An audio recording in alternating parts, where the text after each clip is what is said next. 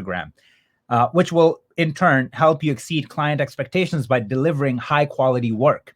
These secrets will increase your efficiency by 50%. There's a couple of things in there that I'm going to show you. It's going to be the craziest light bulb moment, and you're going to be like, oh my God, I've been doing it the wrong way all along. It's going to blow your mind. And then what happens when you're faster? Double the speed, double the work, right? So usually I am double booked and triple booked all the time, and I can handle it because I'm efficient. It's not like I'm cutting corners. It's just that I can get 2-3 projects done in the same amount of done that, in the same amount of time that, a normal person would. So no, that will make you irreplaceable, right? So no more losing jobs to competition. Now, who is it for? Let's talk about that. If you're a modern day filmmaker or a content creator, such as myself or many others that are watching, where you're just jack of all trades and you really want to take your game to the next level, this will help you do that. If you are somebody that wants to charge more for their work, it will help you do that. Make your work stand out. I mean, this is the fastest way to do that. Okay, you can take your small budget project, look or feel big budget. And when that happens, you attract a lot of big clients and big brands that would want to work with you. And then it's the fastest way to adding an additional source of income. You guys have heard my story. I was an editor first. So it was really easy. I already had access to the footage. I would usually just do a little bit of color and then send out a rough. And then they would look at it and they'd be like, hey, what did you do here? Like, this looks really cool. And what is that? And I'm like, it's color grading. I can, charge you X amount if you want me to take a stab at it. And then boom. Next thing you know, here I am, like talking about color only. Now I barely edit. I edit my own projects, but majority of my clients are just like all color grading work related. So a little bit about me. I'm a colorist in LA. I run a virtual studio called the Post Village. You can look it up on Google. And mostly I do branded content, commercials, and music videos.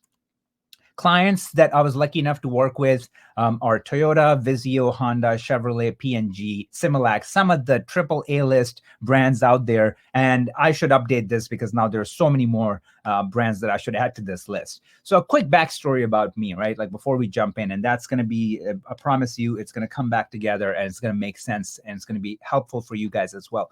So I went to school for digital film. It was like a general program, but then I started, paying a lot of attention to cinematography. Like that was just sort of like my own niche. That's what I wanted to do. But I quickly realized that there's a missing piece. There's something that's not happening right. When I watch Hollywood movies and when I watch primetime TV, I can't get that look. Like, yeah, I'm really good at cinematography and I was lighting stuff properly, blah, blah, blah. What is that missing piece? And then that discovery led me to Apple Color. Those of you that have used Apple Color back in 2007 or 2008, I got my hands on it and then I started using Apple Color and it was like the biggest light bulb, right? I'm like, oh my God, what is this? And I had so much more freedom and started having so much fun. You take cinematography and you bring in color grading and it's just such a beautiful combination. And then it will take me years to stumble upon this crazy eureka moment, which was the higher pay discovery. Like as an editor and cinematographer, I wasn't making nearly anything compared to what I was making as a colorist, as a beginner colorist. I wasn't even like a pro. I had put in so much time and learned, by going to school how to be a cinematographer and editor. But color grading was like a self-taught thing and I was getting paid more. And the reason is simple. Color grading is still fairly new to the film industry, okay? And it's like the blue ocean. It's like, it's not saturated like editing or cinematography. So a couple of years ago, that's my QuickBooks, $34,000 made in a year. And literally by working maybe 100 to 110 days, I was about to pull that number, okay? That is massive. I mean, it takes crazy hard work as well. Like, I mean, it says right there that, that puts me in the top 1%. Anybody in the film field, you guys know that we don't get paid that much. So to be able to pull that number as a freelance colorist who doesn't have a big label under my belt, meaning I'm not working for Company 3 or eFilm or anything like that, this is freaking massive. So this is what's at stake here, right? Like, I mean, if you're really going hardcore for this, like right now, the market is hot for colorists, so you can make some serious bank. So guys, are you pumped? Are you ready for the training? Because we're going to just jump right in after that point, okay? So training is going to start with this. First, I want to talk about films that used Kodak 2383. What is Kodak 2383 and what are some of the movies that are using that? So let's check it out, right? It's a film print, 2383. So back in the day when your movies were played in a theater, they were printed on Kodak 2383, and it has that specific look that we're familiar with that we call a film look. And then later down the road, when everything went to digital, DI, digital color grading, like then what started happening is that they're like, we like this 2383 so much that even now the projectors are all digital. We want to get that look DNA, that show LUT. So a lot of films started using a film print emulation, which is the Kodak 2383. And this website is a pretty good resource if you guys want to check it out on your own. Is shotonwhat.com, and it gives you a lot of like technical data that's really hard to find anywhere else. So if we look at the movies that use Kodak 2383, here's a list. Joker used 2383. Okay, Pirates of the Caribbean, Live Free or Die Hard, Munich, The Dark Knight. Some of the most beautiful looking movies that you can think of are using a 2383, either film print or a film print emulation. The Thin Red Line used Kodak 2383. A Beautiful Mind. I mean, Body of Lies, Shutter Island, one of the most beautiful looking films to me, and especially from Scorsese, used 2383.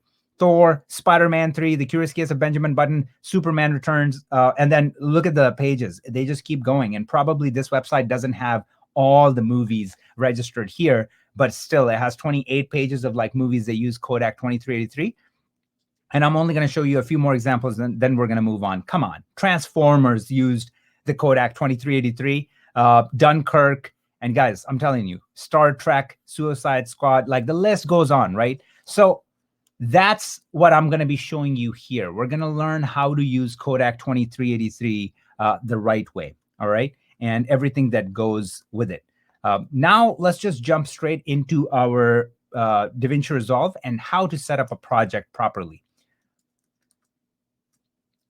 So I'm going to go in here.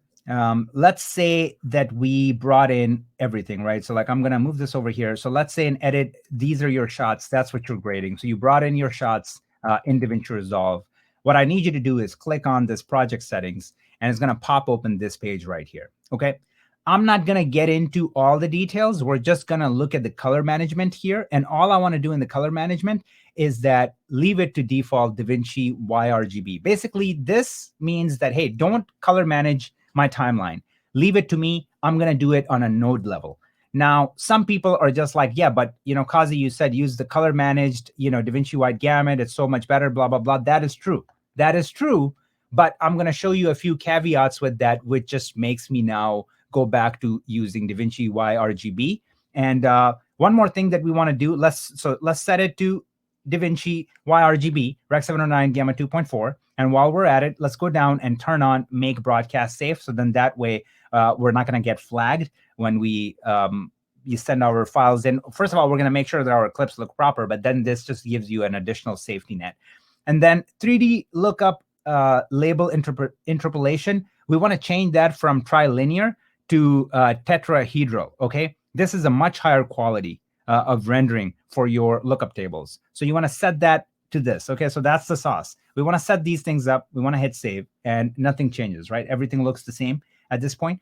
So I want to show you why I don't think the color managed route is the right way to go, okay? I'm going to go to this. I'm going to jump over to this project, okay? I'm going to open up this project that I worked on, stuff that I did for P&G for their Olympics campaign a while back. So this is the problem that we're dealing with, okay? So I had my VFX artist do some sky replacement. So everything latches on, looks great, right? So like I had her put in a sky. I mean, the shot looks fine as is, but with the sky, it just adds a little bit more love, right? It just looks so much better. So I did that. Now, this does not match my reference or her reference. When she sent me the reference to like what it should look like, I'm like, whoa, that looks really off. Like, what is really going on? And then I started trying to figure out like what was actually going on. And then I'm like, let me just check this. I went back into my project settings and I went to color management and I went back to unmanaged timeline, right? So I just went to DaVinci YRGB and Rec 709 Gamma 2.4. I want you to keep your eyes right here. Okay, focus on this. I'm going to hit save and look what happens here. Boom. That's exactly what it's supposed to look like. And this is exactly what it looked like when my artist turned in the project and sent me the references. Okay. So this is just one example of like the kind of roadblocks that you might face if you go with color managed. And that's why I just wanted to bring that up to your attention, that try to avoid it if you don't have to do it. There's definitely the ways that I'm going to be showing you here are still going to streamline your workflow. But unless your project is shot with just a couple of cameras that you know can easily be color managed and there's no graphics, then go for color managed. It's going to save you time. But if there's going to be tons of VFX and graphics, then just you've been warned. Okay. Now, let's go back here and let's go ahead and set up our scopes. I want to show you how I set up my scopes, and then obviously you can make some modifications based on that. So I'm going to go here, click on this guy. When you click on the expand button, it's going to pop this open. Now there's a bunch of different options, right? Like there's going to be one scope here, 2 up or 4 up. So I'm going to check out 4 up and show you how I have everything set up. First thing that I want you to do is click on these 3 little dots right here and turn on low pass filter, and look at what happens here. It thins out. It makes it a lot easier for me to see, white balance issues or anything like that. So I like leaving the low pass filter on. The next very useful function is display qualifier focus. Okay, turn that on. That's amazing. And look what happens when I select qualifier here. When I hover over, look what's happening on the scopes.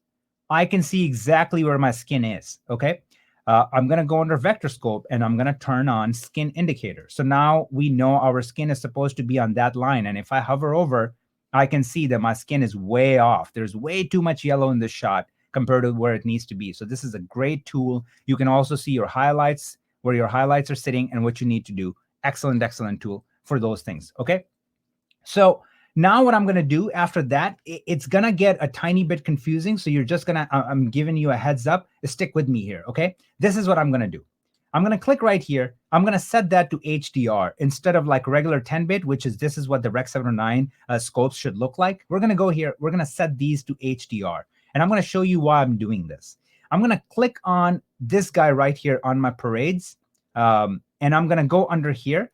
And under my show reference levels, I'm going to set this to 200 for my low, 200 nits, because when you're working in HDR, everything is in nits. And then for my high, instead of 10,000 nits, I'm going to say set it to 600 nits. Why 600 nits? Because majority of your television sets out there right now, consumer TVs, can only give you a sustained 600 nits, okay? Consistent 600 nits. They might claim that they can go up to 1,000 or 1,200 nits, but it's a peak brightness compared to a consistent or sustained brightness. So 600 is the number that you got to keep in mind. Then look at what happens here in this area right here. As soon as I hit show reference levels, boom, I got these 2 lines, one at a 200 nit mark and the other one at a 600 nit mark. Okay, so I told you, I gave you a warning, it's going to be a little confusing. Why are we setting these up? If tomorrow Netflix comes to us and says, hey, give me, our director goes, now we're submitting this movie to a Netflix, we want to do a HDR pass.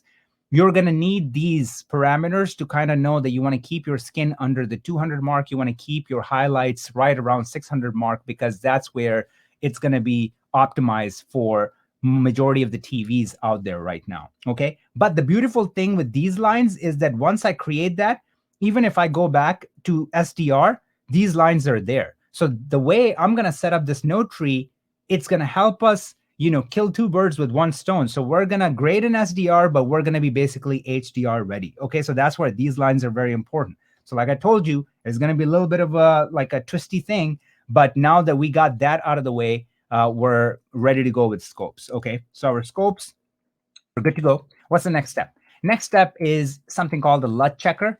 And that is something that I've learned from Dado, who's one of my mentors. And it's unbelievable, man, what that thing does. So what I'm going to do is I'm going to go ahead, delete these, and build them from ground up so you guys can see how they work. So let's click on that, delete this.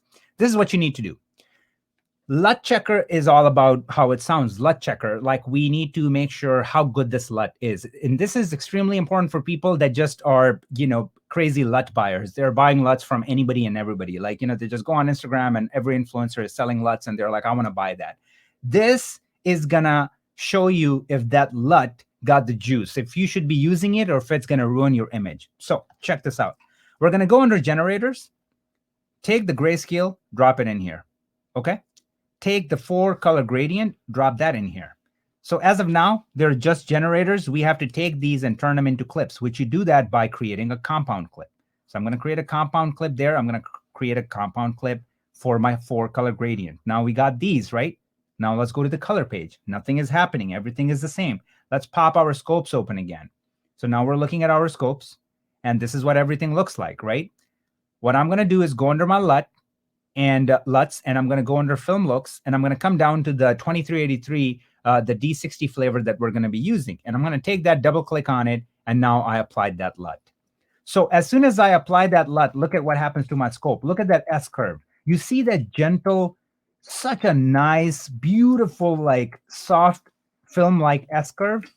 That's the beauty of the 2383. And look how good this LUT is. Like, just by looking at that, you can tell that there's no weird things going on. It's super clean.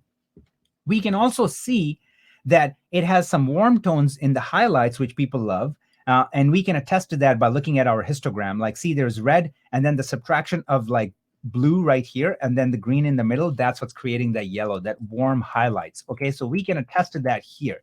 Now, we can click right here and middle click to copy over the LUT, and you can see what's going on over here. So as soon as I apply the LUT to this image, all you need to focus on is your vector scope. So let's make it really simple, right? Let's just go to vector scope here. So all we need to focus on is that how are our colors looking? So this LUT is a Rec 709 LUT, Rec 709, right? 2383. So this is meant for Rec 709. And look how nicely it wraps around a log image, if you will, to like this, the bounds of like Rec 709 space. So like we are within the red channel. We're a little over the yellow channel, but we can bring it in. But we are way under the blue channel. Cyan is touching the wall right there, but it's really good. This LUT is clean. Okay, this is a really good LUT. Now, how would you know if there is a bad LUT? So I'm going to go back to my, let's do a waveform. I'm going to go back to that. And now let's try a different LUT. The one that I never used because I never liked it is the Fujifilm 3513. And look at what happens. As soon as I drop it off, now I swapped it with the Kodak 2383. Just look at what's happening. Look at these jagged edges that we got. And what is this? This is how you know that this LUT is gonna break your image. Okay, this is gonna ruin your image, absolutely. Now let's try that LUT here, and I'm gonna go back into my vector scope. So in terms of the color space that it's covering, not bad. So that's good. So now I'm just gonna go back and apply the 2383, and I'm gonna apply 2383 here, and let's just do a 4 up again, and that's what we're looking at. Let's change that to Parade. Okay, now the problem that we have here, because it is a Rec 709 LUT, is that tomorrow, if you're switching your project to HDR, this is not really going to cut it because it's not really taking advantage of like all the information that you need. Okay, and then that's where, so limitations, we talked about the limitations with the Rec 709 LUT. Now some alternative options is going to be this. So keep your eyes right here. I'm going to do this. I'm going to create a new node. And in here, I'm going to go and use Dado's Look Designer, which is a plugin for Color Lab. And this is what I'm going to do. I'm going to turn this off. I'm going to go here, and I'm going to scroll all the way down. I'm going to go under Film Stock, and I'm going to choose 2383. So now I'm using the same LUT, but through his plugin, compared to a Rec 709 version, and look at how wide this is. Look at this. It is expanding that entire image for basically ready to go for ACES, for RE wide gamut, for Rec 2020, for Netflix P3, D65, SD 2084. It is ready to go compared to, once again, keep your eyes right here. If I go back to the Rec 709 version of that LUT, look how constrained this is, right? Like, this is all we're getting. So that's something that I wanted to bring up to you guys to just be aware. But if we didn't have a LUT checker, we wouldn't be able to tell these things apart, right? And it all starts right here, guys. Like, you have to have a pretty strong foundation to grade like a pro, okay? So now that this section is out of the way, so one more thing, we're going to be using printer lights for doing our primaries. And why are we using printer lights? And I want to tell you why that's important. So let's go back and pop this open, right? So one of the biggest mistakes rookies make or beginner colorists make is that they will apply a LUT, and then they, on top of it, they would treat that LUT as just a regular preset, and then they'll do qualifier, push and pull, and all the things. You can't do that. If you're going to go the LUT route, you have to be very respectful of like what the LUT is doing, because the LUT is not doing just one thing. It's manipulating your image on many levels. Like, look at all the push and pull that's happening here. So now it's not as easy as like, oh, I'm going to drop on the LUT and then I'm going to, do all the push and pull of my image. So instead, I recommend using printer lights. Okay. So if we go back to our footage right here, and I'm going to do, let's do a 2-up, and let's keep that down here. So this is what's going to happen. Go under color and click on printer light hotkeys. You have to turn it on. It's by default turned off. So you got to turn it on. As soon as you turn it on, nothing happens. But if you hover over down here under full printer light, you will see that your numeric keypad is equipped with using printer lights. Okay. So if you hit 7, you're adding red. If you hit 4, you're subtracting red. If you're hitting 8, you're adding green, 5 minus green. Okay. That kind of thing. So why are we using printer lights, for our primaries with our LUT? Because look at what happens. I'm going to go right here. I'm going to go under my parade. So this is where our image is sitting right now. Okay. These are my printer lights. The offsets are my printer lights. So here, when I say subtract red, look at what's happening to my red channel. Okay. Subtract red and look at what's happening to my red channel. The whole channel is moving up and down, right? So I go in here. Now I'm going to use my numeric keys on my keypad, but I'm going to spell them out so you guys know what I'm doing. I go take my red, I pull it down, the whole red channel comes down, okay? And now if I go, all right, raise my green, I'm raising my entire green channel up. Instead of like twisting and turning, my parameters by using lift gamma gain. And that's, like I said, it's very good. Not to mention that it's great because it turns into like this mathematical equation where you're just like, okay, now when I'm doing shot matching, I'm going, I added 2 red and subtract 1 yellow. I can do the same to my next shot and then see if it needs anything else. So it's very like linear instead of like, okay, my lift is going here and my gamma is going here. And now next shot is going to need something completely different. Okay, so this can shave off some major time when you're especially doing balancing your images, which is the first pass, which is like the base grade when you work on a project. So now let's jump in and create a non-destructive, or what I call a future-proof node tree. Once again, this is something that you have not seen before, I promise you. And the reason why we're going to set it up this way is because we're future-proofing ourselves. So 3 years down the road, when somebody comes to us and they want a different version, an HDR pass of that grade or something like that, we don't have to regrade the entire thing. Okay, so let's go ahead and build out our node tree. So I'm going to buy ourselves some real estate. I'm going to do this. I'm going to hide that. And this node tree, I believe, is going to be, we're only going to have, I want to say 6 or 7 nodes. So let's see. I'm going to bring this down. And the first node is going to be my CST, color space transform. Okay. My second node is going to be my primary A.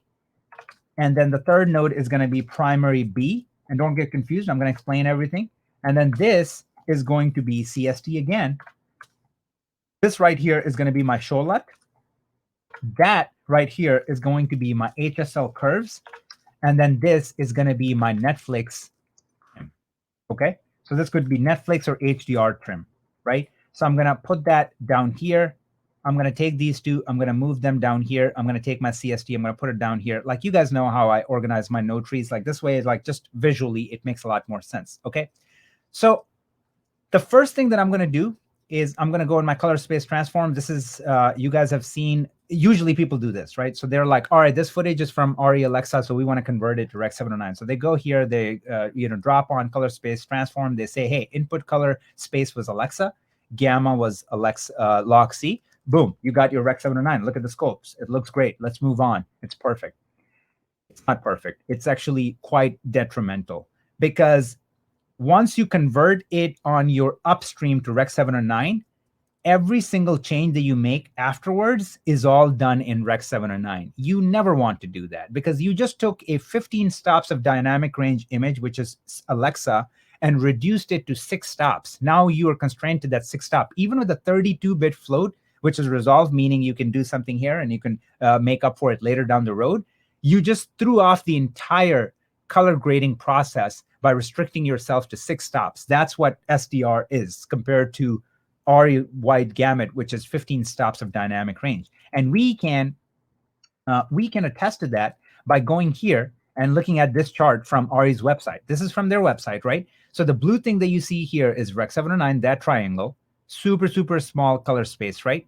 Look at RE wide gamut, how expansive that is compared to Rec 709. Almost more than double the size of Rec 709. And then it's almost as big as AP1, which is ASUS, right? So here's your green line, which is ASUS. And then here's RE, which is going way beyond ASUS and the shadow areas and like how much it's covering. And then you got ASUS AP0, which is used for archival purposes. AP0 is the granddaddy of all color spaces because it has 30 plus stops of dynamic range. Now, let me just say this, fun fact, HDR with 1000 nits is only 10 stops of dynamic range. So technically your Panasonic GH5 that shoots in 10-bit and shoots in 11 stops of dynamic range is more than plenty for you to make beautiful HDR images, okay?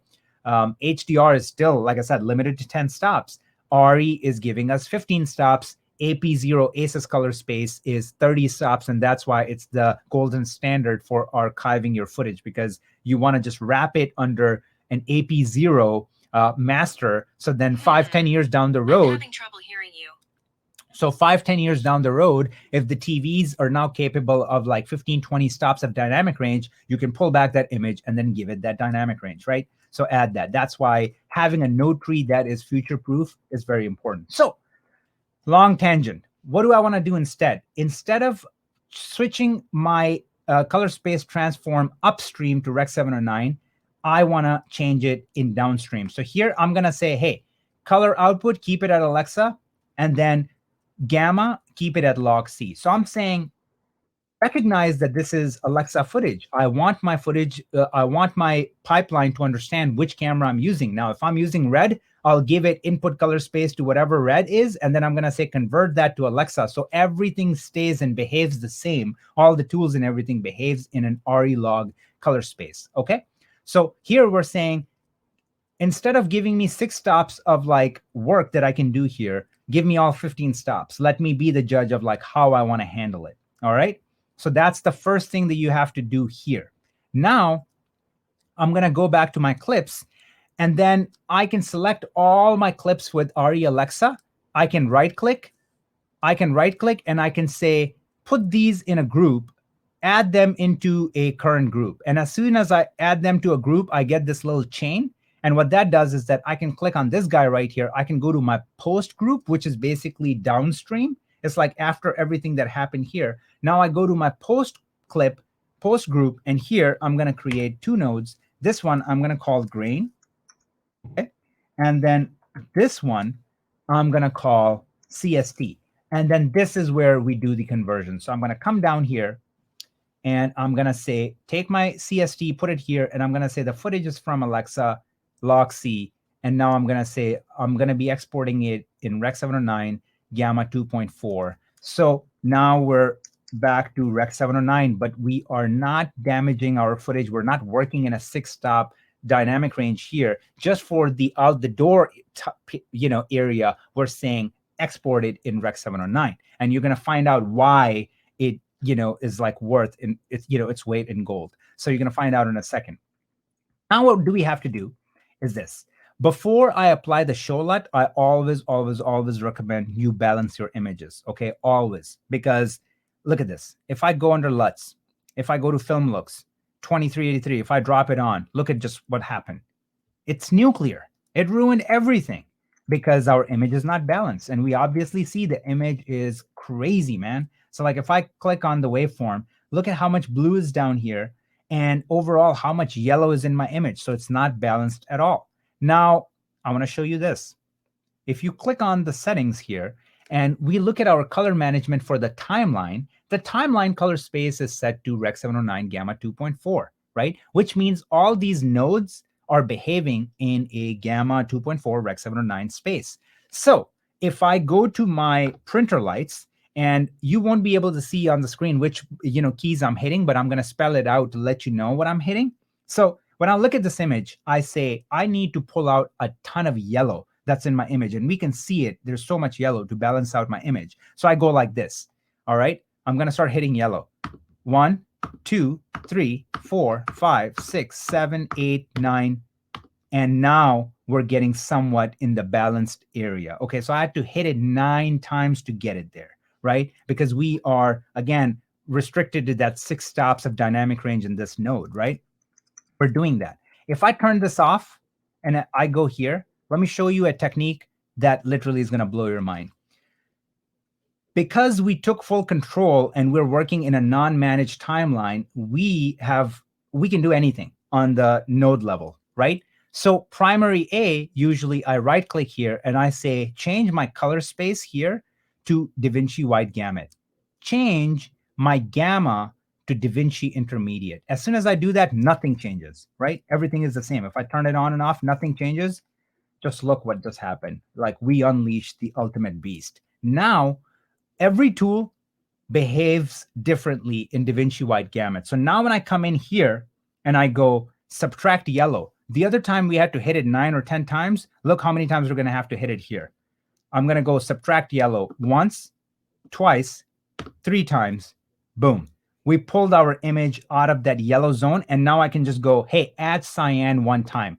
1 cyan, and just look at my image right here, how I was able to balance it. This is before, this is after.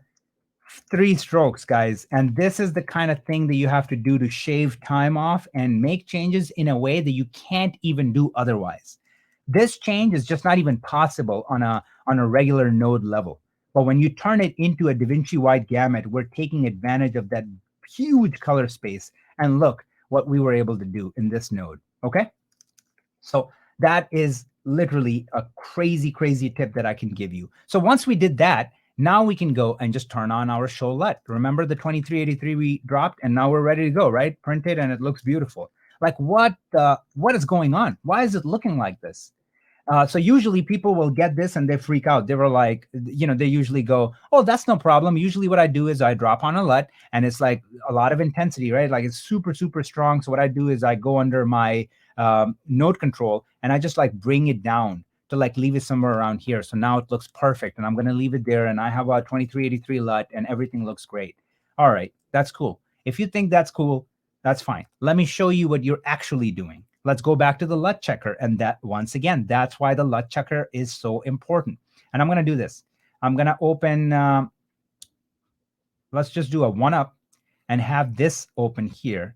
And now what we want to do is, let's just say we're doing the same thing. If we were to reduce the intensity, it's not the same as, keeping the look DNA. And I'll show you why. You look at the scopes. Let's say we do the same thing the amateur way, and we just go under our gain and we reduce the intensity to 0.29 or something like that. And we go, see, I still have the LUT and I just, brought down the intensity. It's not the same. Look what you just did.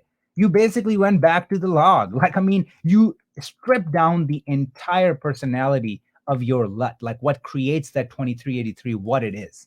And look how detrimental it is if we apply it to this clip and then we go and look at our waveform. Look at, we went from, if I undo this, from this beautiful film-like S-curve to something like that, which is not the same at all, okay? And that's why I am against just dropping the intensity, because it's not the same thing. So instead, what you want to do is, why does it look like that? Why is this LUT so strong and it does this? It's because in DaVinci, these LUTs were created to work with film, actual film that comes in, after being developed. Usually you will have to do a film scan convert, right, to Rec 709. So you will perform a film scan to Rec 709 conversion, and then everything looks proper. Well, these LUTs, even with the digital footage, require the same process. But this time, we can drop a color space transform We can leave everything as is. Under our gamma, we can hit C and go down and find the Cineon film log. That is basically AKA the film scan conversion. And as soon as we do that, boom, look at the scopes.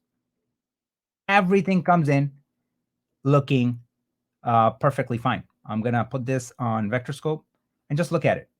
Everything looks great. So now if I take these two, this was our image before the film LUT. This is our image after the film LUT. Of course, it looks a billion times better. Right? It has so much of that, movie DNA, film DNA that we usually don't get. Now, if you guys say this is a bit too intense, which I agree, we can go and do the lift gamma gain dance and just ease off on that a little bit, right? So I can just start with my lift. Let's raise it up a little bit. I'm still in my DaVinci wide gamut primaries, okay? So I'm still in that because I love the way these tools behave in that color space. And now I'm going to take my gain and I'm going to bring it down. See? So now I'm going to take my gamma, lift it up. I'm going to take my gain, bring it down somewhere around here. And I'm looking at my scope and everything is looking good. Now all I have to do is just give it some saturation. I'm going to go and bring my saturation up to like 65-ish. Okay, that's what I just did. Brought up my saturation. It's looking kind of nasty. It's looking too saturated. That's totally fine. Now, I have my HSL curves and all my qualifiers usually come after the LUT because we need all this data and manipulation that's happening to our image to get the best HSL keys or qualifiers. Like, if you want to use them the way they're supposed to be used, then put your show LUT before them. Okay. So now we can go in here and I can say, go under saturation versus saturation, take the low saturated areas, bring them down. And then I'm going to grab it from somewhere around here. And I'm only focusing on her skin. And I'm saying her skin is looking good somewhere around here. And then I'm going to set that to 1. And basically what we were able to do, look at this right here on the scopes. We were able to clean up our scopes quite a bit, our whites. So if I punch in, right? If I punch in here and you look at her jacket, this is before, this is after. Massive, massive difference, okay?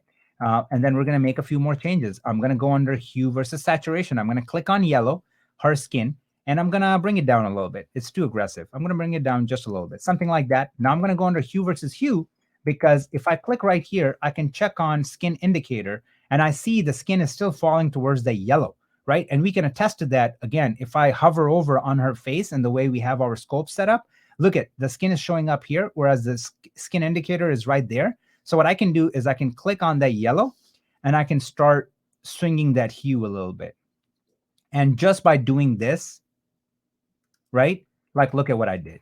I just brought my skin over nicely, right? And just by making those two changes in our HSL curves, like, look at, we were able to clean up our image so much and put the skin where it was supposed to be.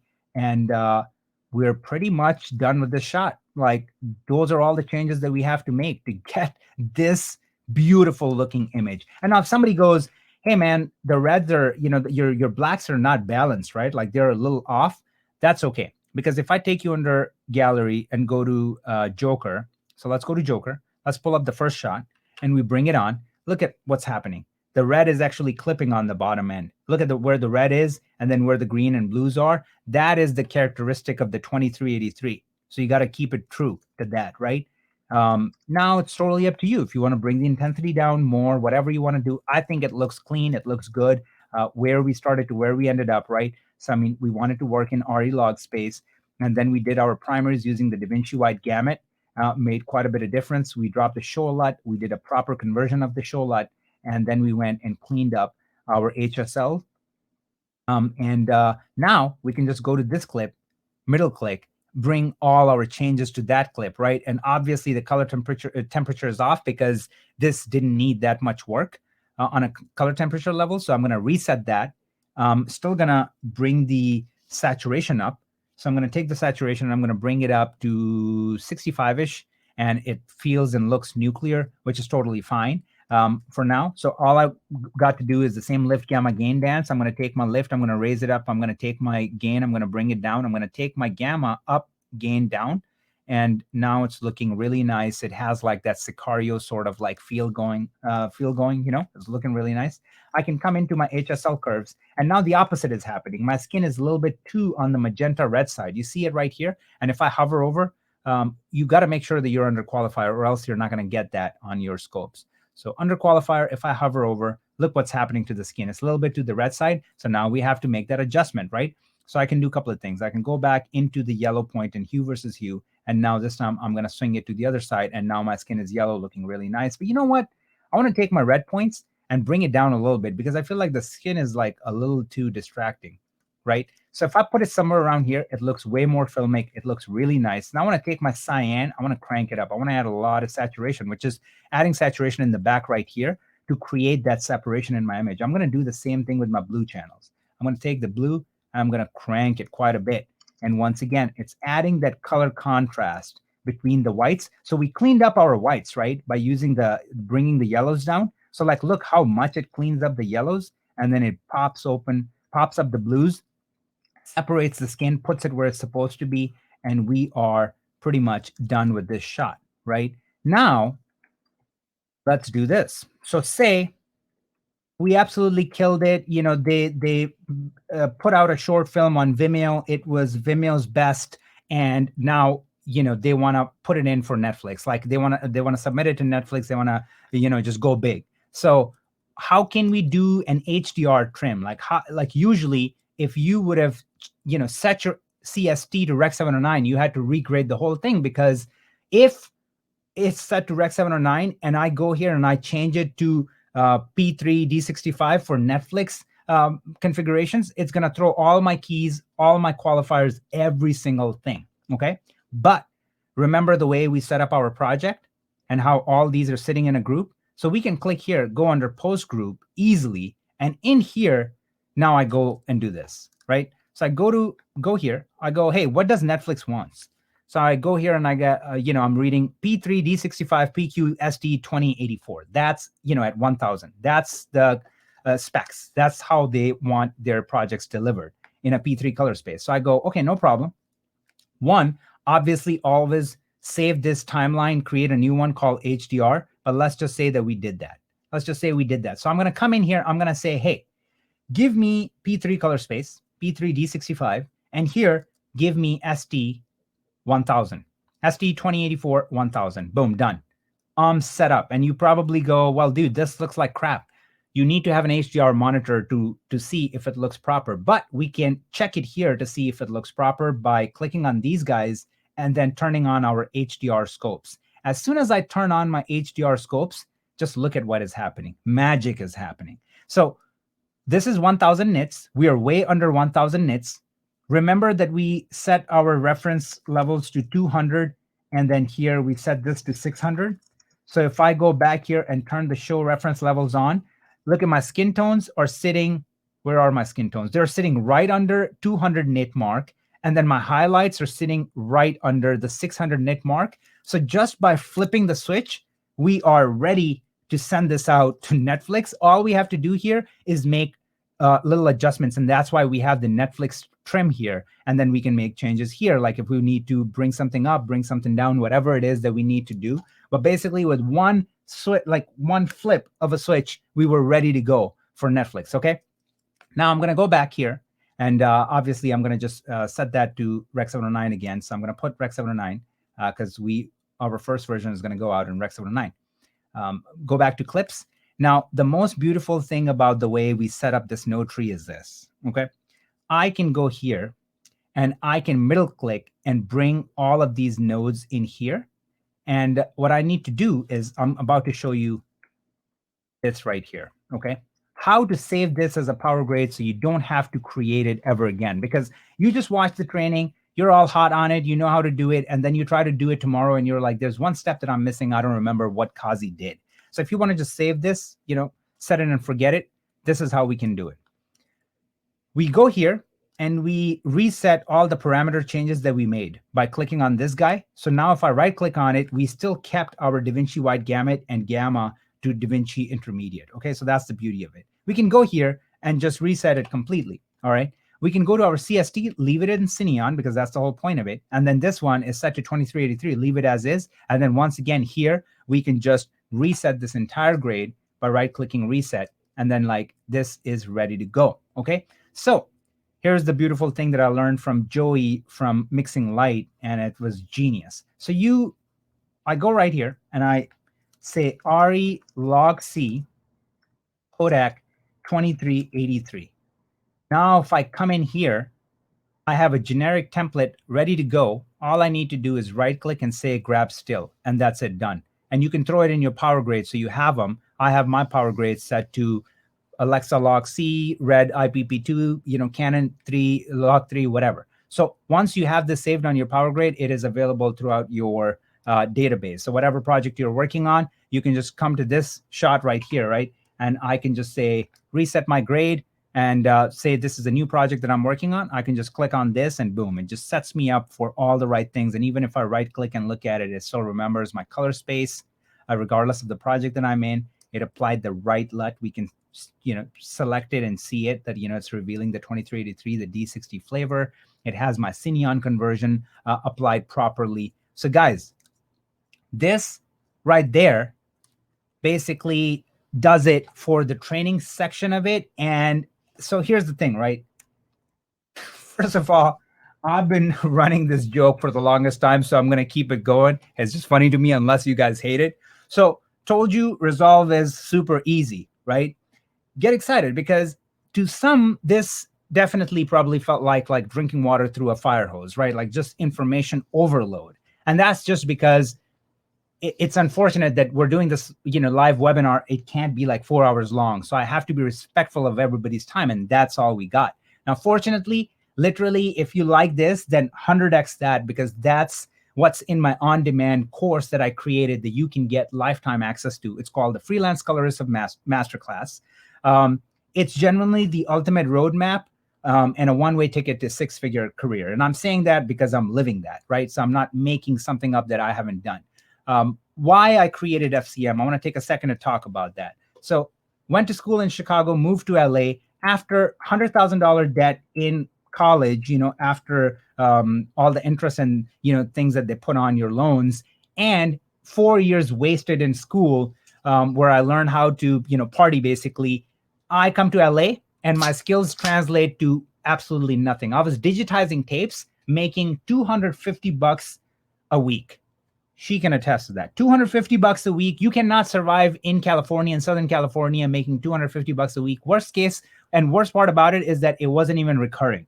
Sometimes I had work, sometimes I didn't have work. So somebody who gets a degree, spends $100,000, 4 years of their life, and learning outdated information, they end up with this. Then as my side hustle, I started doing weddings. And not to look down at doing weddings, but it doesn't require 4 years of education, professional education, or $100,000 college debt. And worst thing on top of that is that I was beaten down by people that were IT professionals and were doing weddings as their side hustle just because they like, cameras and things like that. And they were making way more money than me because I'm here with my Canon T2i running around, and nobody cares that I have a college degree and I can shoot really nice and blah, blah, blah. People are just like, look at his gear compared to yours. So I was even losing on that front. So then I got lucky. I landed a full-time job. I thought that I got lucky. I went in for the interview. They pretty much figured out that I was, fresh out of college. So the initial position was for $60,000, but I got the job for 48. They basically negotiated me down to 48 grand. Now, after you do your taxes, you are left with a little under $30,000. And once again, I cannot stress enough that you cannot live off of $29,000, $30,000 if you're living in Southern California. Okay, it doesn't matter how frugal you are. So I got to a point where I got super sick and tired of it, talked to my wife and just told her that, hey, I can't do this anymore. She's like, quit. Like, you shouldn't be doing anything that you don't want to do. And that was like, I do want to thank her for that, because that was massive. That's something that, a luxury that a lot of people don't have, because we had payments, all that stuff. So I write an email where I basically tell my boss all the things that were bothering me, and also told him a little bit about himself. So you guys expected right. I got fired. So years later, I'm basically starting out from the bottom. Okay. Freelancing at the time was up, tons of ups and downs. I'm doing Craigslist jobs. I'm getting paid $100 for this gig here, $50 for that gig there. Some people are not paying me for weeks at a time. I don't have the money to hire a lawyer and get my money, all that stuff. Some of you are probably familiar with what I'm saying. So I got to a point that I wanted to go back to IT school, because before I went to film school, I was getting my bachelor's in network communications. So I got on the call with my brother and I said, bro, you know what? This is not working out. I want to go back to school, finish my degree in network engineering, and just get a regular job. He talked me out of it. So again, he's another guy that I am very thankful to. So once I basically got off the phone with my brother, I'm just like, all right, I'm going to put my head down. I'm going to concentrate. I'm going to learn. I'm going to practice. I'm going to execute. I really gave it my one last try and went hard. Look at my shirt, analyze, practice, and execute. So, I mean, I basically did that. And then it got to a point where I pretty much was in the right swing. Like I was working on projects to a point where I'm turning down 6-figure full-time gigs. And it's just because I feel like I had, found my calling, not to mention that everybody that freelances, you guys know that there is this, we're junkies, right? Like we're adrenaline junkies. Like there's this rush that you get from when you get an email and you land that gig, and there's something really cool about it. So I'm like, no, I'm not taking a 6-figure job. I'm going to just run with it. And then eventually started my company, was lucky enough to work with big brands. Like I said, I should update this list because now there's so many more: Hyundai, Alfa Romeo, Dodge, Chevrolet, Lexus, like just work with so many big brands. And the reason why I bring that up, right? The reason why I shared my long backstory, to let you know that I've been there. Like it wasn't just given to me. Okay. I didn't have a super rich dad that was just like, I'll give you $80,000, get yourself an Alexa Mini and go make movies. That's not what happened. I had to start from the bottom. And based on that, I guarantee you that what you will learn in this training, in this masterclass, will dramatically improve your career. Because anybody that knows me, you guys know I don't like the fluff. I'm a practitioner. I just want to give you that's going to work for you right away. Okay. So here's the layout for the masterclass. And anybody that's into color grading or knows a little bit about film production, just by looking at that, you can already see how practical this entire layout is and this class is. So we're starting with Conform, which is basically a process where you bring footage in and out of Resolve. So majority of your projects, you're going to be working in Premiere Pro or Final Cut 10 or your clients. So you have to learn what's the right way to bring the footage in and out of Resolve. Second module is going to teach you how to take advantage of your cameras. Every camera with different color science, how to make the most beautiful images from those cameras. Color correction is going to be 90% of your paycheck. That's just the way it is. So that's very important. A lot of people miss that part. Shot matching, I mean, that is hilarious to me because when I did a survey, there's a poll, if you go all the way at the bottom, majority of the people were like their biggest pain point when it comes to color grading is shot matching. So this module is going to solve that problem. Then color grading is like where you become a tastemaker, you start telling stories through the art of color. That's where you become irreplaceable. Studio module is a big one. I mean, if you guys know me a little bit, and if you've been on my Instagram and my YouTube videos, like, you know that I'm insane. I'm crazy, obsessed with like just, all the cool toys. But this module, I'm breaking it down for people that don't have a lot of money. What's the best, bang for your buck? People that have a little bit of money, and then people where money is no object. And then this is the bread and butter for this masterclass, which is the freelance module. Like, I want to get you results more than like the hard skills, like how to do this and that. I want to show you the road, how to actually land your next gig and start making money. I'm not holding anything back here. Like, I'm going to be showing you my invoices, a lot of things, everything is covered here. Then we have a bonus module. Anytime I come across like one-off things that are just really cool and beneficial to me, I throw them in here. One of my favorite sections, because it has like a lot of cool things. I mean, you can see it here, right? So there's a gamma shift problem that everybody faces. The answers are here, best export settings, things like that. YouTube module, all my heavy hitters on YouTube. If I can have access to the log footage, I usually bring in those projects, give you guys the practice footage to mess around with and just have fun. And then professional work, this is one of the things that really sets this masterclass apart, because I don't know any other masterclass out there that does that, not only just in the realm of color grading, but just in general. Here, I'm basically taking actual broadcast commercials and music videos that are out there, and these people are cool enough to give me access to use their footage for training purposes. So you get access to the training files, you get access to the project file, you really get to see what was going through my head when I was working on these projects. And then these literally could be their own modules. I'm not even joking. So we have DaVinci Resolve 17, what's new, 10 tips, but I'm just calling them sections. And this training that you just watched, people that own my masterclass are going to get access to this training, and it's going to be called Secrets to Getting the Film Look. And then it's going to be, broken down in sections just like here. So you guys are going to get access to this. I should update this. It's way over 25 hours of content now, but I still have this whole slide, so I suck. And then it's not 150 plus videos anymore. It's 211 plus training videos now on demand that you have lifetime access to. So if we just look at what's inside FCM, I just showed you 10 modules. Think of each module as a boot camp, 2-day boot camp, because you go to on-site boot camps. They're usually like color grading commercials, and then that's the boot camp.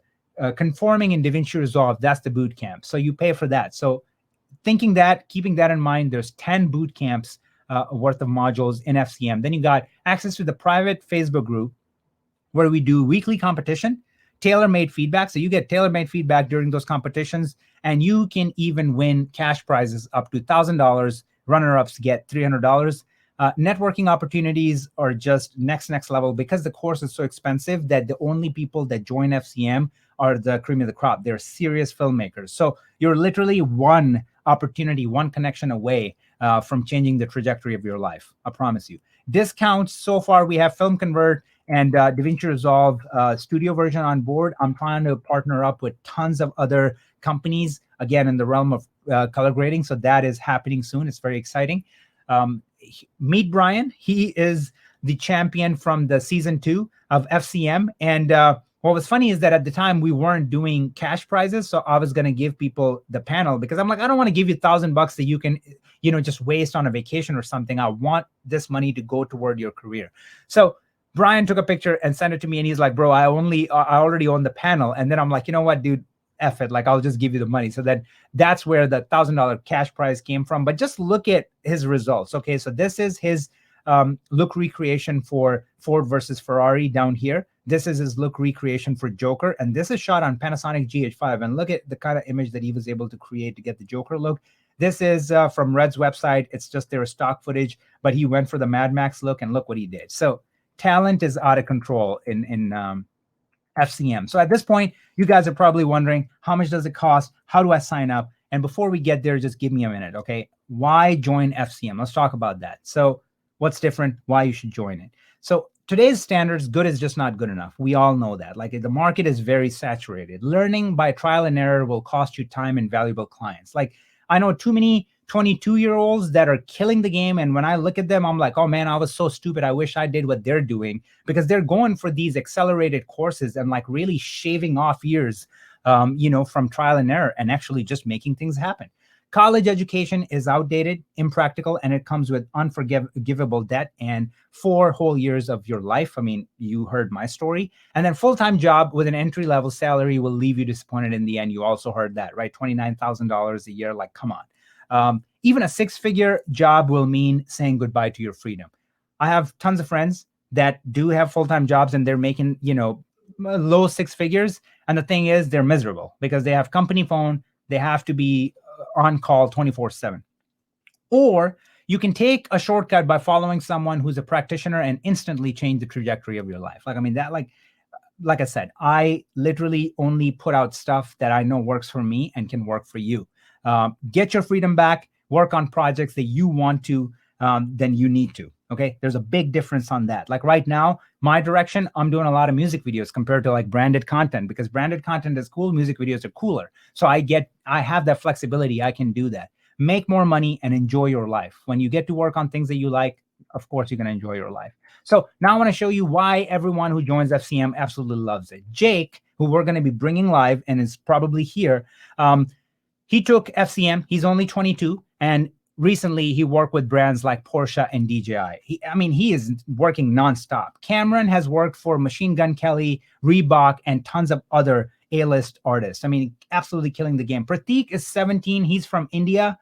This dude looks 13, but I think he's 17. He has worked with Nikon, Pampers, and some of the biggest Indian brands. Like, he's working nonstop. He just posted something that he worked on today that I looked at, and right before I went live, and I'm like, oh my God, I got to talk to him and congratulate him. It looks so good.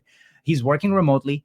all the things that he picked up from this masterclass. Marietta is working with Adobe. Nick Watson worked for Gucci. Brian is the go-to guy for F1 for this season. So he's doing all their excerpts, all their trailer teasers for F1 racing. Absolutely mind-blowing. And the list just goes on with all these people. Like, Chloe worked with McDonald's. Like Santos's music video is sitting at 63.9 million, views, like the video that he put out. So this is just a few examples of like hundreds of students that are getting ridiculous results. So I want to quickly look at the traditional roadmap, right? You go to school, you pay $60,000 and somehow it's justifiable, right? Like we give our 4 years of life and pay ridiculous amount to go to school and we think it's okay. Yet we don't want to pay $200 for a masterclass or for something like that because we're like, oh my God, that's too much. But with school, we don't even think about it. It's a no-brainer. But in reality, you're wasting time. You're learning outdated information. And who can't teach. And that's not, again, to take a shot at teachers. But the thing is, not a lot of them are practitioners. Now, if you do want to learn from practitioners, you're going to do on-site boot camps. Those are great. I love them. I've taken them and they're great. But the caveat there is that limited access. These hotshot guys are not going to go to some remote town. They're going to go to freaking Paris, Germany, like Berlin, like, New York, LA, Chicago, those big places, right? So you're limited by where these things are available. And then they're too expensive. They're starting at $1,200, can go up to like $2,500, $5,000. And the whole thing is a group setting. It's set up in a group setting. So if you're already too good, then you have to dumb yourself down and wait for like that generic pace that they have set. If you are brand new and then the pace is too fast for you, then, you're out of luck. So let's look at FCM cost breakdown. So school, you're paying $60,000. Boot camp, you're paying $1,200. So keeping that in mind, then if boot camp is $1,200, FCM has 10 modules, so that will equal out to $10,000, okay? And you have lifetime access to this, so you can go back and they're getting updated constantly, all that, which doesn't happen with boot camps. Private Facebook group, you get entry to the private Facebook group, which is $1,500 worth. And these weekly competitions and tailor-made feedback is everything, okay? If you look at Brian's progression or Prateek's progression, it's like night and day. Like what this did for them. And that happened here. So, they went from like 0 clients for color grading to like unlimited clients. Now they have to say no. And it was through this Facebook group. On top of it, not only like you're learning all that, you can actually make money. Nick has won 2 challenges so far and actually made $2,000 from FCM because he's just kicking ass, right? So our grand total right now, $10,000 for the modules and $1,500 for private Facebook group comes down to $15,000 or $11,500, which is way less than the school system. And again, it's driven by results. People are getting results. So let's take a minute, like imagine this with me. Okay. So say you join FCM today. 1 year from now, you're working with 3 solid clients, each bringing in $2,500 a month. You'll be able to pay off this course in less than 2 months. After that, every single cent is pure profit. Now, when I told you about Jake, Cameron, Prateek, Gabi, Daniela, all these people that I told you about, these people went from 0 color grading gigs to doing way more than this. Okay, they're working way more. Brian from Brazil, who's working on F1, like they're doing way more projects than this, consistent work from this course. So if you keep all of this in mind and the cost that you're paying for it, don't you think it's a bargain? Like just think about it for a second. That is just simply not going to happen because I love you guys. So I'm not going to sell this to you for $11,500. I know that. So how about I do this instead? I give you 10 modules, private group with personalized feedback, cash prizes that you can win, discounts that you get, all of it for a grand total of $1,150. During the Q&A section, I just decided to do a webinar special. You can become part of the FCM family for $597. Okay, you can get my course, access to my course, full course for $597. And a special offer will not be available after this Q&A section. So the Q&A section could be 10 minutes, 20 minutes, 30 minutes. As soon as it ends, the offer goes with it. So last recap, you're getting all the modules. You're getting the private Facebook group. You're getting the cash prizes if you're kicking ass. All that for $597, and you should see the link on your screen. You can go sign up right now. It's a green button that's going to show up at the bottom of your screen. If you have a full screen, it should still show up. The button is right here. It says Join Freelance Colorist Masterclass. Click on it right now. Sign up. This offer only lasts until the Q&A. And look at this. It comes with a 30-day money-back guarantee. So this just makes it a no-brainer. You get that course. Somehow, if you're one of the freaking millions that it doesn't work out for you, you get your money back. No questions asked. So link is right there. Go ahead, click on it, and let me know if you guys see the link. You can join FCM for $597. We have somebody live. All right, so Hi. Jason, hey, brother. Hey, thank you very much. Appreciate it a lot. I started right at the beginning of your stream, so I've been following you for a little while on YouTube there, and learned about your contest, and this is awesome. That's awesome, dude. I'm so happy for you. Are you working in post-production? Do you do color grading and stuff? Well, before this COVID thing happened, I'm a laser technician. I did travel all over the world doing laser light shows. But in the meantime, as a secondary industry, I've started doing real estate tours, things like that. And I've always been very interested in color, mostly photography, but now just taking in video and understanding log and how to, color it and make it look nice. That's why I started watching your videos and other videos, and picked up DaVinci, and just kind of my head started spinning. Like, how do I work with all this different footage? How do I conform it? How do I make it look the way I want to? And, here I am. So, yeah. That's awesome, bro. Like, it's so unreal, because what you just said, so many people have had that crazy 180, shift during COVID. And I have so many people in FCM that are like that. Like, they're working as construction workers, and then they pick up a camera just as a hobby, and then they go here and they start doing this. And now they're actually making money. And I think that's one thing that I keep saying, right? I mean, it may come off as like a spam to some, where they're just like, oh man, just teach us the skill, don't talk about money. But that's the thing that's missing in our industry, right? Like, people are not really banking. Like, you look at IT jobs, everybody starts off at 100K, whereas in filmmaking, you have to be a freaking next Fincher to make real decent money. Everybody else is making nothing, So I really try to bring awareness to that. Like, what is that perfect balance between, now I got the hard skills, how do I sell myself? So you're going to have a blast. You're going to enjoy it a lot. But thanks for coming on, man. Thanks for jumping on. Yeah, thank you very much. Appreciate it a lot. Yep. Thank you. All right. Guys, I do want to show you guys this. I just clicked on the Join Freelance Colorist Masterclass. And then once you click on it, I want to show you this on the screen. When you open this up, you get this. Okay, so actual price, like you saw, $997. Now you can get it for $597. And then you have a payment plan. So you can do 3 payments right there. And then obviously you can go through and like really just do your due diligence, read everybody else's experience, and like what is really included in the course. We also didn't do that either. Testimonials, totally forgot.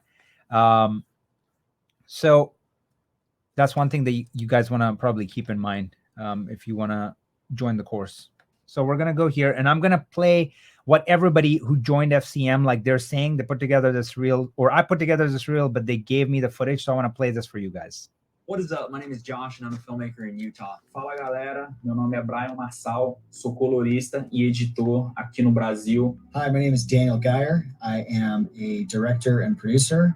Hey guys, my name is Joel Black and I'm a filmmaker and colorist from Australia. I'm pretty sure that everybody has that dream of being their own boss and going full-time freelance.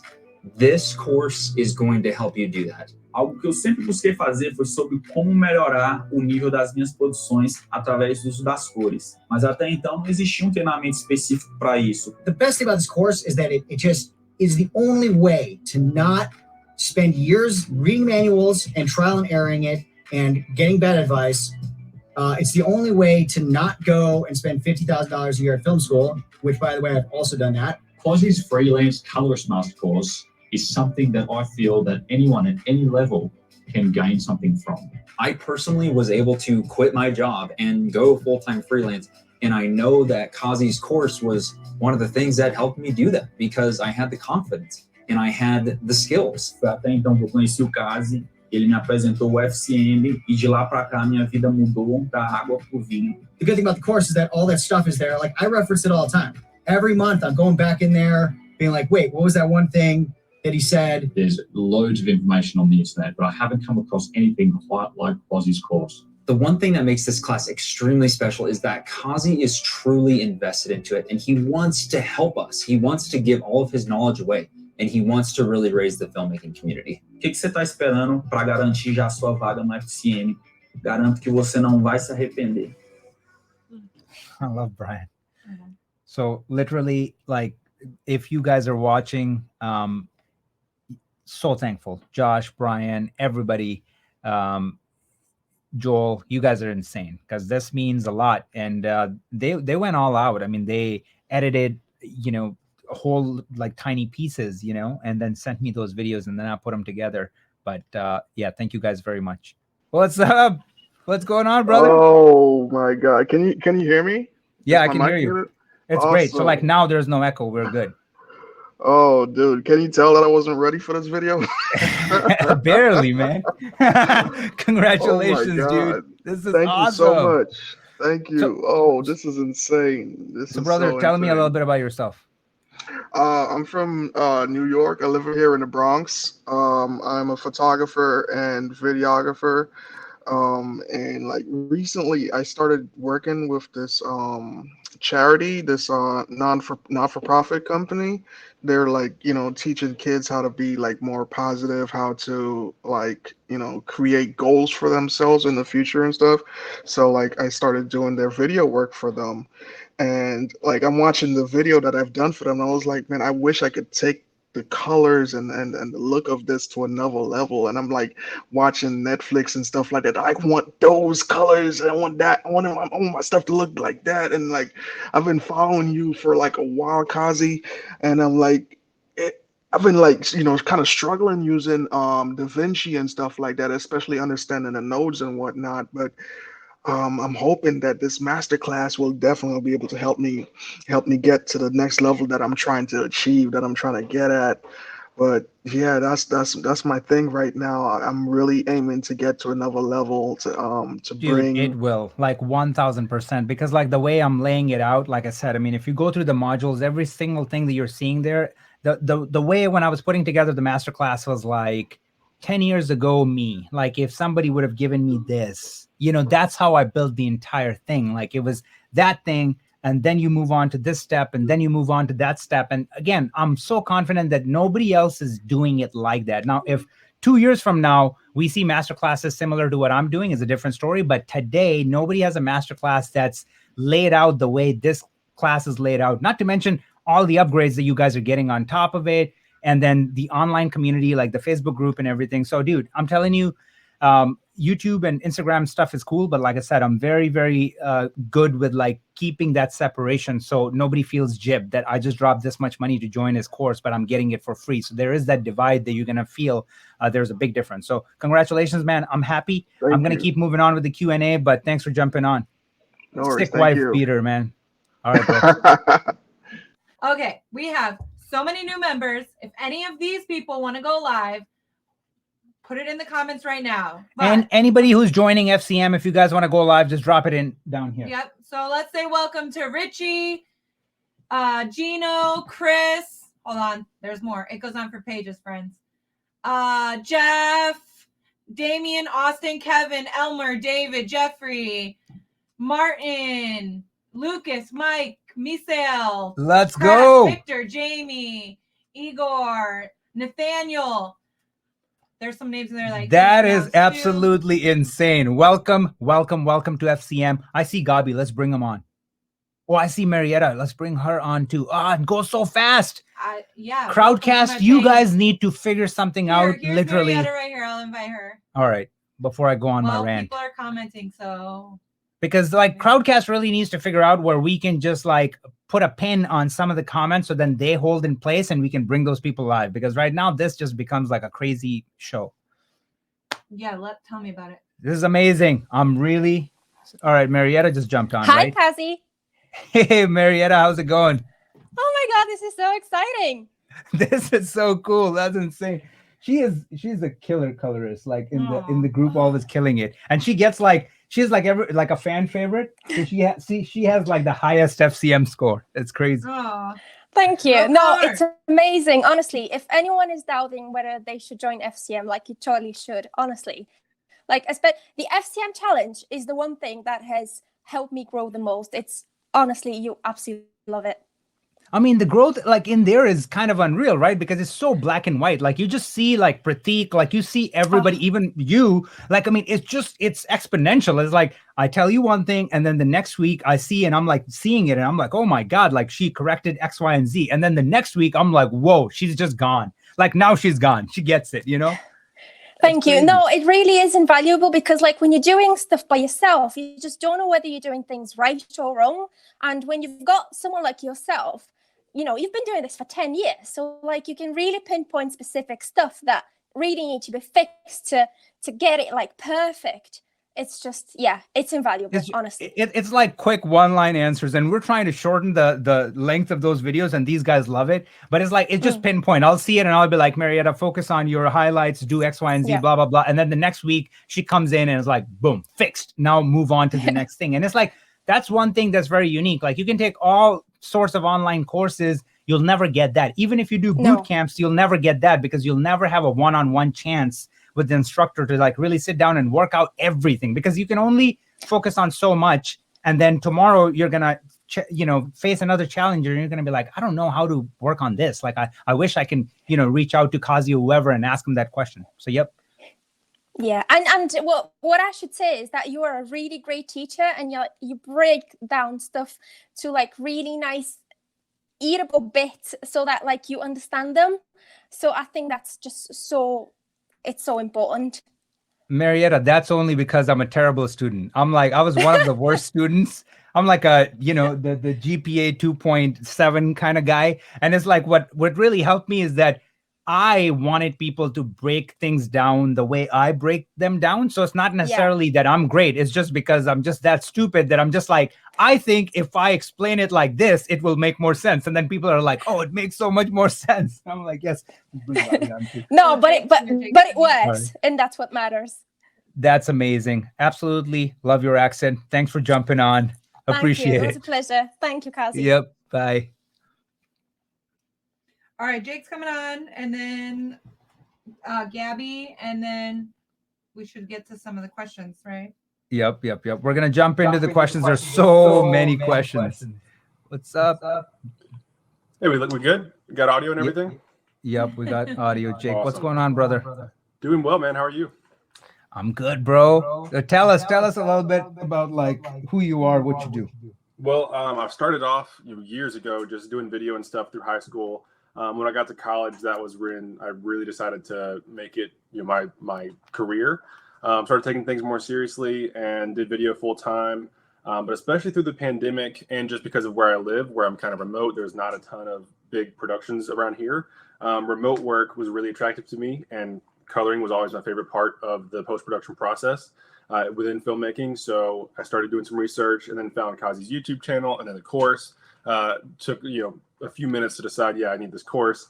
Bought it. You just studied it for weeks at a time. Watched through it a couple times and applied those principles and those techniques, and things took off. And just working hard every day, and now we're here. Jake is a freaking hungry dog at the back of the meat truck. I mean, this dude. You're echoing really bad. Not Jake, just you. Jake, make sure that you don't have the toggle studio sound turned on. Yes. All right, talk now, baby. No, it's select. But anyways, like Jake has just recently worked with DJI. You guys should definitely go and check his Instagram page out. So it's at JVKE. Just look at the kind of stuff that he's putting out. I truly am jealous of this guy because he's so young and his drive is unreal. Like every now and then when I kind of feel like I wake up in the morning and I'm like, I don't know. And I just like go online and I look at his page and what he's up to. And I'm like, you know what? F it. Like, all right, I'm doing it. Like, we're going to make things happen. So, Jake, it goes both ways, bro. Like having you in FCM, I'm just so proud. I literally feel like how I'm proud of my little brother, where like anytime, any second I get, like, I just want to talk about my brother. I don't want to talk about myself. I want to talk about his wins. I do the same thing with you. Like anytime I talk about my masterclass, and it's also like the validation, right? Like the formula works, the process works. So I just Thanks just- for being part of this culture, man. Absolutely. Thanks for having me. All right, brother. See ya. Okay, so yeah, the echo happens when they don't have you on mute. Oh, okay. But so he muted you and you were fine like halfway through. Oh, all All right. right, so let's get to some of the questions. All right, we're starting the Q&A section. Guys, do not forget the button to join the FCM is right there. So it says join Freelance Colorist Masterclass. You're getting it for, once again, you're getting it for $597 only during this special offer during the Q&A. As soon as it ends, the price goes back up. Okay. All right, let's hit it. All right, the very first question, the most upvoted question. How do you conceptually the color grade? How do you know conceptually the color grade you did is good enough? All right, so that's like the highly voted question, and I think it's a pretty good question. It's gonna come with practice, and the most important thing that's gonna get you to that point is color correction. That's why I always emphasize. Bring up your face. Oh yeah, that's true. That's why I always emphasize on color correction is everything, because you're gonna get to a point where you're so confident looking at the scopes, reading the scopes, and knowing what's what, where everything is sitting, that you're just going to turn and burn, and you'll know that it's good. That's also why I recommend looking at reference images. So I'm going to switch my screen and I'm going to show you what I'm talking about, right? So if I go here, that's not true. So if I go to Resolve in here, usually what I do, I will go under Gallery and I will bring in movies, right? I'm just like a full-on, thief. And like they say, right? Like good artists copy, great ones steal. So that's what I do. I just bring in these images. This is from Hacksaw Ridge. So what I would do is I bring in this image and then these random images, and then I look at the scopes.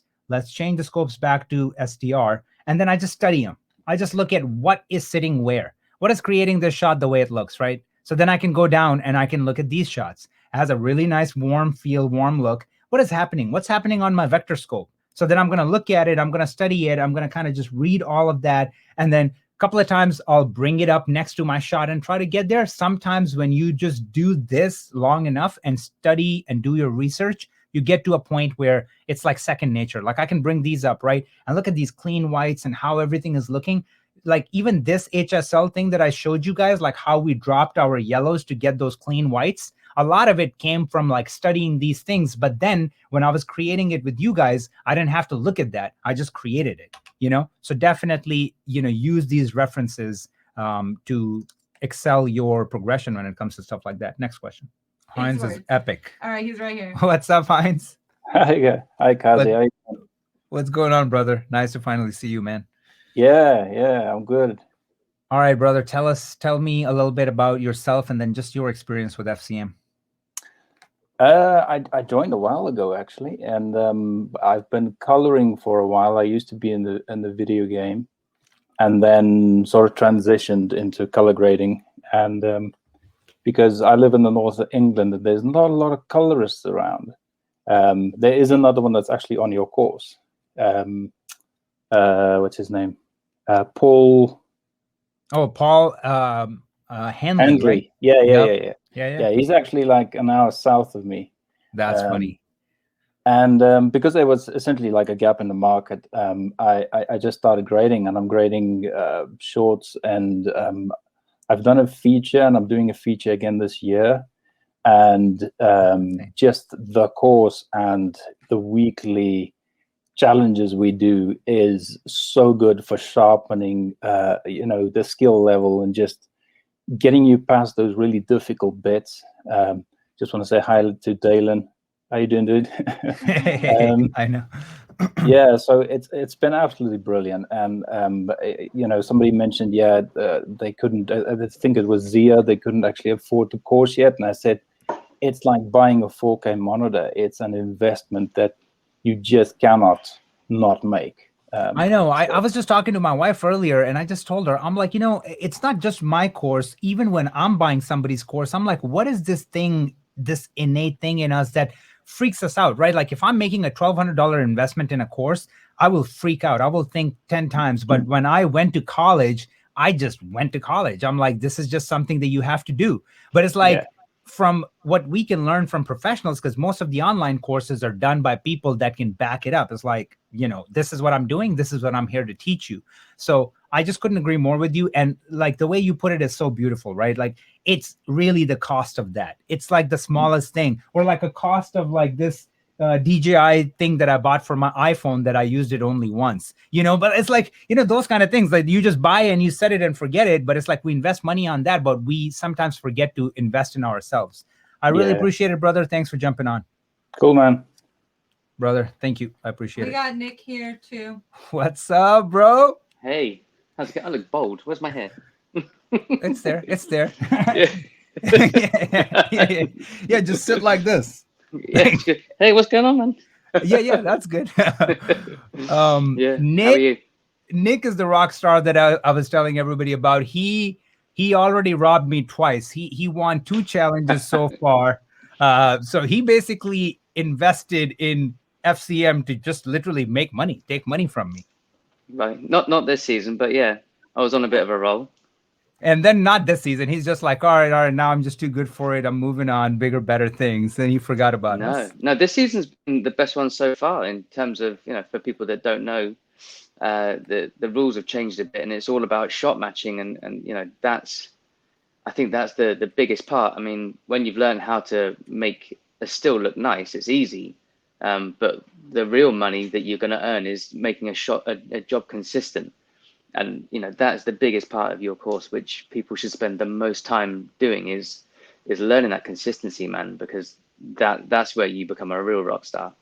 That's the difference between everything. Like I remember working on this Alfa Romeo job long time ago, and I was still sort of like a beginner, and I got that gig through a connection, and I'm working on it, and the creative director stops by after 3 hours, and I'm still on the first shot, just trying to dial everything in. And he's like, how's it going? Like, can I see something? And I'm like, Badly. just dialing everything in. Like, I'll let you know. And it's like the ultimate rookie mistake where you just take your hero shot and you have like 100 no's. You don't even know where you're going.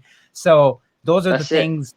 Yeah, you know it. I mean, Nick has a background in retouching, so that was helpful. And that's also something that I want to bring up. People that are even in photography, it's a really easy way to make that switch. Like the way I have the whole course structured, or if you have any questions one-on-one, like you can just ask me and I can fill that gap in. I work in Lightroom and Photoshop, I'm not as well versed as you, but having that information, you can attest to that we can translate some of that, right? Like we can just look at things and be like, we can take it, borrow it from like this and apply it here.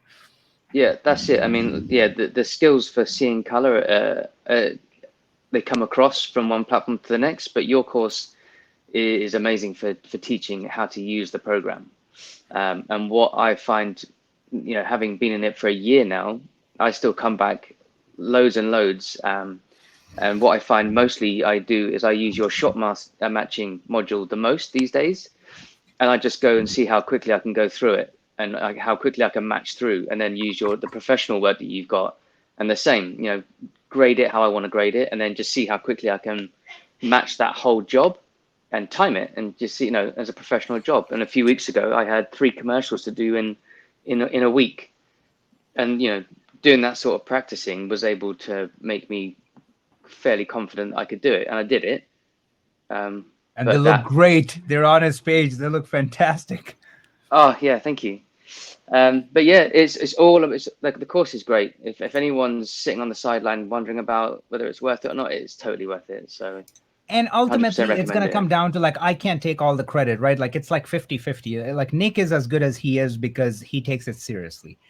He's not looking at it as like, I bought the course, now magically I'm going to start making money. So he goes all in. He's 100% committed. Now, you've sometimes got to put the work in.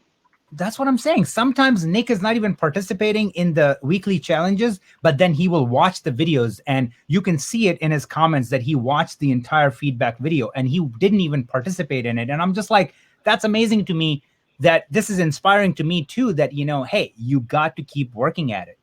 If I'm working in stills, so this last couple of weeks, I've had a stills job that I'm doing. so I don't need the other screen. So I just have, if I'm not in Resolve, if I'm in Photoshop, I'll have, you know, your feedback on the other video, and I just have that listening to it, and while I'm working. That just makes me feel so popular. But instead of sports and Spotify, you have me up, man. Come on. No, always, man. You never know when there's going to be a golden nugget that gets dropped, and the more you hear something, the more it goes in. That's amazing, bro. Like, you're just dropping some crazy gems. I'm looking at Gabi. He's getting restless. I'm gonna bring him on. Thanks for jumping on, Nick.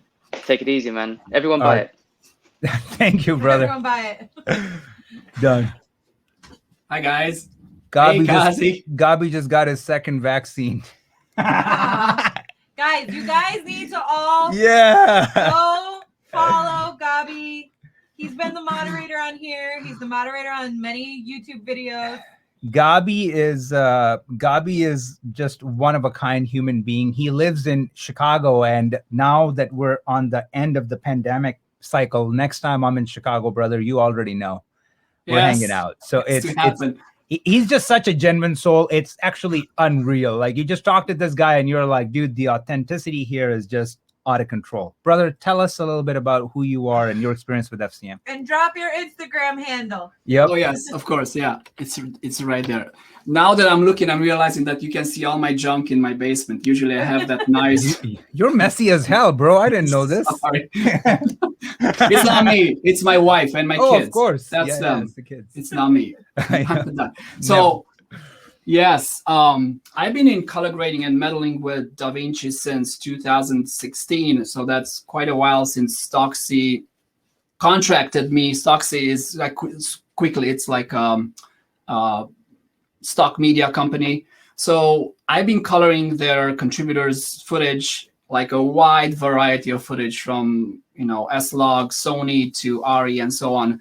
And it took me about 4 years and getting to meet, you know, Kazi and the FCM, getting to hop on the bandwagon with the FCM to realize that I've been doing it all wrong all these 4 years. So it was just like an opening.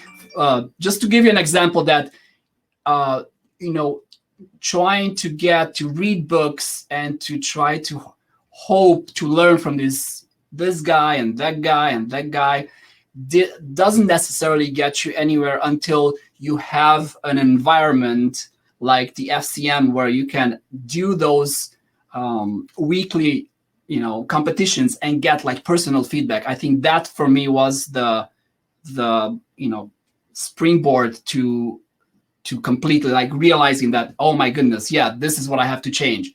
Right. So from there, I did a couple, you know, short movies. For some reason, people with short movies are hitting me up, and I love it because like there's a story in it. Yeah. So I've been doing that. I've been doing a piece for Yeti, I guess. That's it. But again, in a story, in a narrative way. And then, you know, I've been contracted out by, again, Stocksy to do you know, a series on for their members for color grading courses and so on. So yeah, I've been keeping busy, and I love the people there in FCM. So I have many friends. That is the ultimate thing, right? Like, they're just calling you, like Dalen just called you, that he's like, Gabi is the mayor of FCM, and he really is. And that's the ultimate truth. Like, you actually have, like, you will build a family in there, you know, like Marietta, like you, like, you know, Jake, like Josh, like all these guys I just talk to all day, every day, you know, like I'm talking to you guys. Yeah. Like I'm figuring, it's like sometimes, like a couple of weeks ago, I haven't heard from you in a while, and I'm like just randomly sitting here working, and I take a break and I have my phone on me, and I send you a voice message because I'm like, it's been a while, I haven't heard, you know, from like what Gabi's up to, so what's going on. So that kind of thing where it's not just me, you know, creating that thing, it's the both ways, right? It goes back and forth. So like we all built that culture now. It's something bigger than just one person. And that's the beautiful thing that I tell everybody, that trust me, you have to be part of that to understand what you're missing out on, because it's a wild, wild west out there, man. It's a pretty scary world. Like, what can happen? Yes. And having a, you know, having a club, I guess. It's not the mentality of the club, but like having people that you can bounce ideas. And, you know, what am I doing here? Just like, I'm hitting up Pratik. Can you help me here? And he's writing me back within the 5 minutes, yes, this is what you have to do with this and that. So you get to know people in FCM, and that pays back 10 times whatever you are going to pay, even without this coupon and everything. It's like it's a gift that keeps on giving. And plus, yes, there's nobody shady in there. Like, you can ask Cameron, hey, Cameron, how much did you charge on this gig? Or I'm working on this project. What do you think how much do you think I can charge? You'll get a freaking answer. It's not going to be one of those things where somebody's fixing their glasses and sending you a PDF that's like 100 pages long, and you have to go through it to understand what you need to do. Like, you just get an answer. Like, I personally had that experience from one of my mentors where he just basically told me, I said, hey, this is how much I charge. And he just laughed. And he's like, you should be charging 4 times that. And I'm like, wait, what? And he's like, my same clients? And he's like, yeah. And then I went back and I tried that, technique, and it freaking worked. They were just like, all right, wrap up the project that you're working on for the same, but then moving forward, we'll get you what you're asking for. And it was that one literally sentence back and forth exchange that changed the trajectory of my career. And in FCM, that's our culture day in and day out. And that's true. That's exactly what happened to me last year, like in February, with COVID and everything coming, like sitting at home, and all of a sudden, what am I going to do now? And Kazi drops the bomb with FCM, and that completely changed my life, changed my trajectory of whatever I'm doing now. So, brother, thanks for showing up. Like, dude, just rest. You should rest after this, but I appreciate you showing up, man. Sure. Right, and buy the course. Definitely buy it now. You heard the man. All right. Guys, the link is right there for anybody that's maybe joining later or whatever. The link is right there. Join Freelance Colorist Masterclass. Click on it. You still got the coupon offer that will expire as soon as we end this. Okay. Go ahead. Do this. Yep. We got some new members. Anybody that wants to go live, let us know. Eric, Scott, Seb, Misha, Twan. Welcome. Ali, Sebastian. Okay. Welcome to FCM, guys. Pumped. All right, so we're gonna keep going with the questions Yep. here. Next question we have: when I export my graded video, it always comes out less saturated and contrasty than what I see in Resolve. Are there certain Resolve settings I need to change to make my export look the same as what I see in Resolve? All right, so I'm gonna do the gamma shift here live, and I'm gonna show you what everybody is talking about and what happens. And first thing, we can just make it very clear by saying that gamma shift is not an issue. Gamma shift is not an issue for anybody that's on the PC side. That is something that is unique to Mac with their own color profile, especially with color managed applications like QuickTime. So it will throw its own thing on it, which makes your footage look all weird. Okay.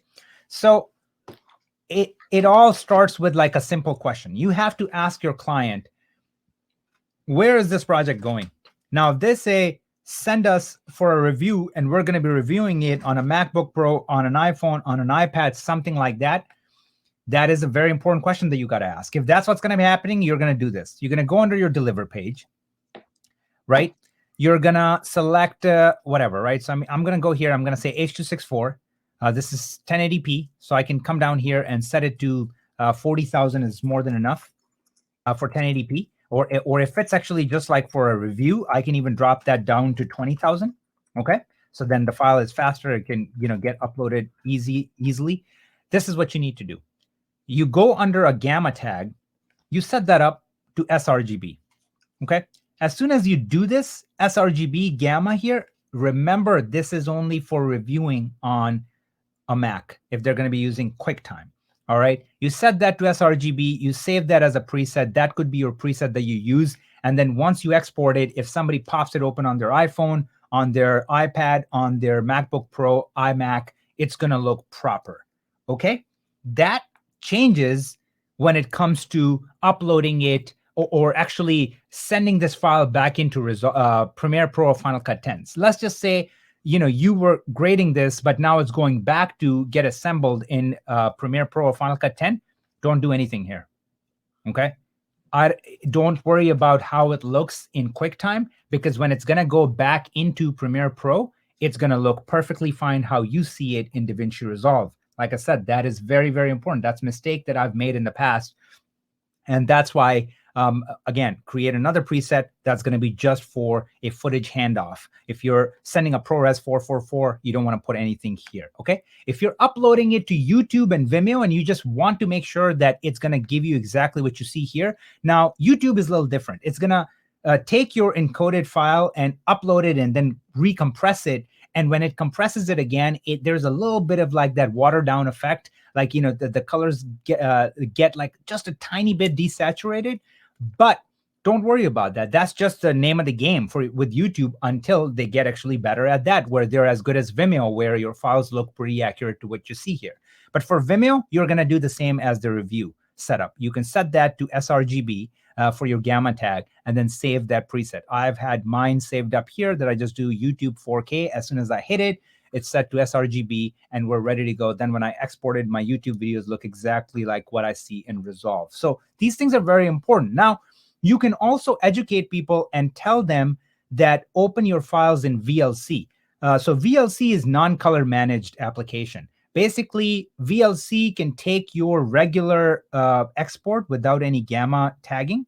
So you can go here and go all the way up to same as project. You can export this file and just ask people that are using Mac to open that file up in VLC. And as soon as they open it in VLC, it strips out any Mac profile and it gives you exactly the image that you see in DaVinci Resolve. So there's tons of misinformation online where people are just talking about work in Rec 709A and set your timeline to Rec 709A and do your CST to Rec 709A. Don't do that, because like not 100% of the world out there is working in Mac profile color settings. That's not what's happening. So like you need to standardize your process as much as possible. So I'm not buying the Rec 709A thing. It's just a Band-Aid. You need to have a process that's more streamlined. So like it doesn't matter. It's agnostic to the OS, like whether it's PC or a Mac.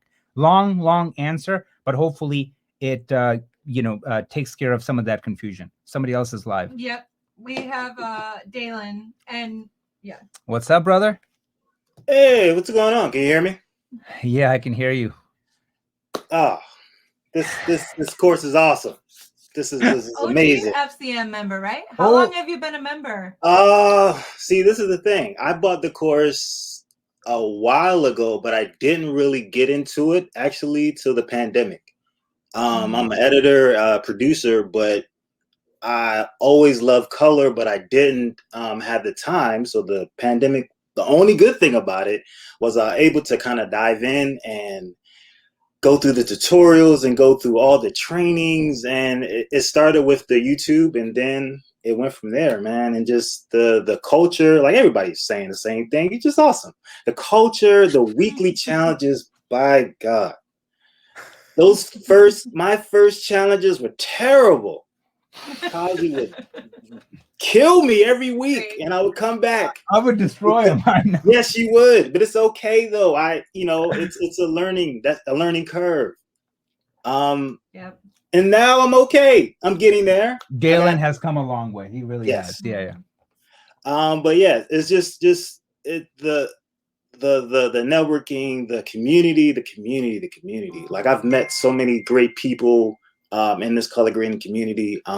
It's just awesome. So dude, you're like you were calling Gabi the mayor, but I would say you're like definitely the junior mayor, man. You're man, I love it, man, because the thing about it, I get so inspired by these colorists and I see their work. I'm on there every day. I have a separate IG and I just look, I'm like, oh, these are just so good. I'm sending fire emojis and everything because I'm trying to absorb it and I love it so much. And I just see different techniques and I hit people up like, hey man, this is great work. This is great work. And they get me motivated to get better and keep learning and keep pushing myself even further. So that's why, man, I'm always energized. I'm always hyped to kind of keep it loose because I feel like that's going to help the community and help us grow and help us get better. So 1000%, bro. And you're always appreciated. Like anytime I see you just like so involved, because I feel like as I mentioned earlier, now is just so much bigger than just like the one moderator, just me, like, because I can't be in so many places. And you, Gabi, Luke, like Marietta, like guys that are very involved, that just takes so much pressure off my shoulder. And it just, this is where the FCM fam came from, right? In the beginning, if you joined the, FCM long time ago, it wasn't an FCM fam until I got to a point where big things happened. I had to go to Chicago for my mom and like all this stuff happened. And I feel like a lot of people picked up the slack, and I'm just like, this is a family. This is like crazy. Like, this is genuinely people that they care about me. I care about them. It just becomes much bigger than just this one course, Right. So Right. I really appreciate you, brother. Thanks for jumping on. No problem. Go get the course. So we Get it. Let me say, what does the beginner need to know about the tools on DaVinci? Like, what's the important thing to know first? Okay, so I mean, this is what I tell everybody, and I'm gonna tell you guys the same thing. Like, just majority of the dance is happening right here. This is it. My latest YouTube video that I put out, which is 3 easy steps to start grading in DaVinci Resolve for beginners, watch that video too. Like 90% of the dance is happening right here. You can create some unreal looks just by using this. I don't know if you guys saw that. One time I was live and Tom Poole jumped on and he was in the comments and he said it took him 2 days to grade the movie Drive. Now, Drive is one of the most beautiful looking movies. When you think about it, you're like, oh my God, what is he talking about? And then afterwards, we had some DMs back and forth. And he basically said, like, majority of his stuff like comes from printer lights and lift gamma gain, like all these primaries that he's using in a way that majority of the looks and the look DNA is just built and created right there. And then once you do it that way, it keeps your image pristine. It doesn't do a lot of twisting and turning of your image to break it. And it's easy to kind of get it translated from shot to shot and keep it consistent. So that's just the answer. Get used to this, like become best friends with that. Like when somebody first starts color grading, they think this is the lamest thing, right? Because you see it in Premiere Pro, you see it in Final Cut 10, you're like, how special can it be if it's available everywhere? You guys get into qualifiers and you're picking, the skin and the nose and the lips and the this and that. That's not the way it is. Like pros do it, like, they keep it simple. All right, so let's take another question if we can. Okay. Does color grading depend on how a person visualizes things? Like, does it depend on a person's sight? Okay, Luke is here. What's up, Luke? Yeah, I'm doing great. This is amazing. How many people are buying this course? What I can see, I'm welcoming everybody, and it's amazing. Dude, Luke is amazing. First of all, Luke is super young. I think he's like 13 or 14. So, I'm 18. And the craziest thing is that when you look at his color work, like if you guys go, what's your page on Instagram?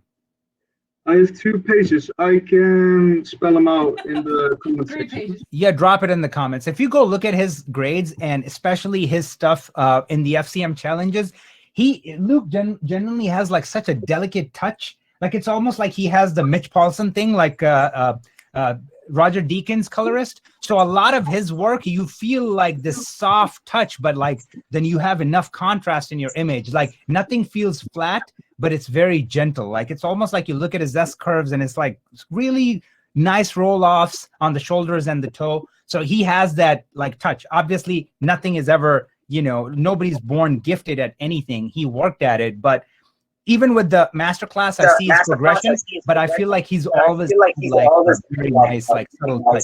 Tell us a little bit about like your experience with this.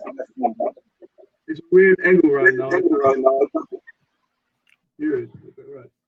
My experience, it's amazing. You learn a lot from the Facebook group, and that's the great thing. Everybody helps each other, and if you have a question, you can drop it there, and yeah, you get a lot of answers right away, and the challenges they help me. Yeah, you're killing it, bro. And and Luke is so consistent. Again, like for him being so young and so dedicated, it's always inspiring because I wasn't like that. When I was that young, I was stupid, just up to crazy shit. So I see you, how dedicated you are to this craft.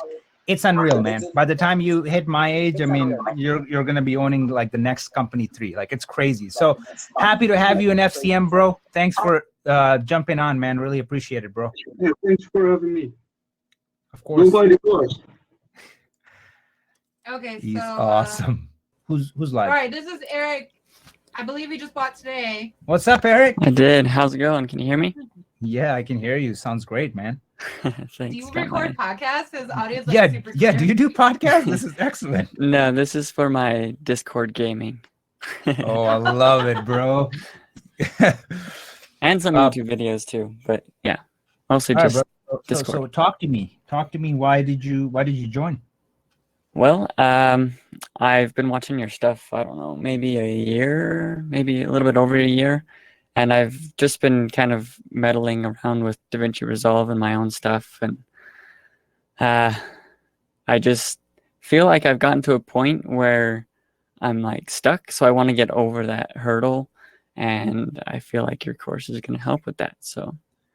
Dude, you're gonna love it, and especially like, you know, I mean, I don't consider myself a gamer like gamers, but I mean, I grew up playing games, right? So I mean, it's like, you know, you think about older games like FIFA, beyond the days of like Ultimate Team, where you are stuck with the same players, then their ratings change throughout the year, but the game is not getting updated because that's before the days of the internet. So you're just kind of stuck with those outdated players. Whereas now, every week they're getting their Team of the Week version and all that, and you're like, yes, like this is what, you know, Mo Salah did last week, and that's what I got. And in my masterclass, this is how I look at it, because it's like the weekly competition and what's happening in the Facebook group or how I'm updating the class. It's constantly like, okay, the Resolve 17 came out. Now there's some cool, exciting things. Let's add that in so people can take advantage of it. And then let's move on to the next thing. Let's add that in. So you're going to absolutely love that feature. And just in general, what you're saying, like those hurdles that you're talking about, it could be so small that you can just share that stuff in your Facebook group and get an answer in seconds. And you'll be like, holy hell, like I didn't even know, you know, that it could be just that simple. So Right. happy to have you, bro. Cool. I'm glad to be a part of this family. Welcome. Yeah. Hell yeah, bro. Yeah. All right, we have Crash. He also just purchased today. What's up, bro? How's it going? Welcome to FCM, brother. Thanks, man. I'm really excited to be part of the community. It's kind of awesome because I've watched all your YouTube videos and it's been like incredibly helpful. I'm editing a feature right now that I shot over the pandemic and like doing all the visual effects, doing all the different things. I guess I'm one of the like outliers. I don't really want to make a career in just coloring. Yeah. But you need to. Your stuff needs to look good. It doesn't matter what you shoot or how good the story is or anything. If it just people can't look at it. So yeah, your course is going to be invaluable. That's exactly what it is. What you just said, like, I mean, because it just, to me, I myself consider, you know, like myself a content creator. Like, I mean, I'm putting out content on YouTube, Instagram. I take all of that very seriously. I edit. Although I'm turning down editing jobs more and more just because they're lengthy gigs. You know, you're on a project for 2, 3, 4 weeks. It's very involved. So I'm sort of like turning those down sometimes, but I still like to do all of it because then it keeps everything exciting. Because if I'm only sitting in this room with all the curtains closed and I'm grading all day, every day, I would want to just go like nuts. Like I want to do something different. So then I switch it up. So really, you're the perfect target, you know, for this course because I'm like that. So when I'm building the course, it's very much like color grading helped me become a better cinematographer. So then I'm just like, when you're going to watch that course, there's going to be a lot of eureka moments where you're going to be like, oh my God, like I wasn't doing that before. Now I can light it this way. I can light it that way because I know what I can do in post with it. Yeah. I mean, yeah. And you dropped my girlfriend runs the production company with me that we do it. And I was like, I walked over to her. I was like, so they just dropped a discount on Kaz's course. Should I, what do I do? Should I do it? And she's like, well, the pros and cons, you know? And I'm like, well, I would pay for a live class with him for the same amount of money. Like the guy's clearly articulate and like I've learned so much on YouTube. So I was like, okay. And she's like, you need to get it, idiot. Like, yes, of course, buy it. So I thought you'd appreciate that. They're like, it was, dude, when your girlfriend who's worried about your finances because you're an artist is like, yeah, get it. I was like, okay, that's a fair. No, dude. We're both lucked out in that sense because like here, I mean, I literally am like, you know, I'm just really thinking I like the mini panel, but I want to get the advanced panel. And she's like, what's the difference? I'm like, well, mini is $3,000, advanced is like $35,000. And she's like, you think that it's going to help you? And I'm like, yeah. of course, you know how we are. Like, when we're talking to our girls, we're like, I'm like, yeah, I think it's going to help me a lot. And she's like, then you should just go get it. And I'm like, boom. Like, I'm like, that was easy, So, bro, Yeah, it's I'm really so cool. excited. I'm so excited. You're going to absolutely love it. And like I said, man, if you have any questions, drop it in the group and, just build a rapport in there. And I tell everybody that joins that build a community right there, because then everybody knows you and it's just it's a lot easier. And nowadays, It'd be nice to be around people they know what they're doing. Like, Yeah, it's exactly. like, there's a lot of Facebook groups. It's like, I'm a filmmaking group, and it's like, I don't want to see him wear your stuff. It all looks bad. If you're in a group of people that are like really interested in it getting better and being good at what they do, it's like, that's worth it already. So no, dude, you're going to love it. Thanks for joining, bro. thanks, man. Welcome to FCM. All right, Appreciate we it. have Walter.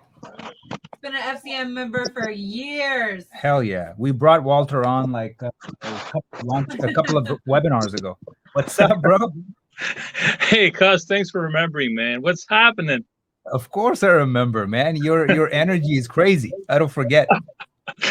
I love it. I love it. Hey, listen, I just got to say thanks a lot, man, because yes, I took your course a while ago, and I still refer it every once in a while. And everybody out there who's contemplating whether or not to hop on board, listen, you got to do it.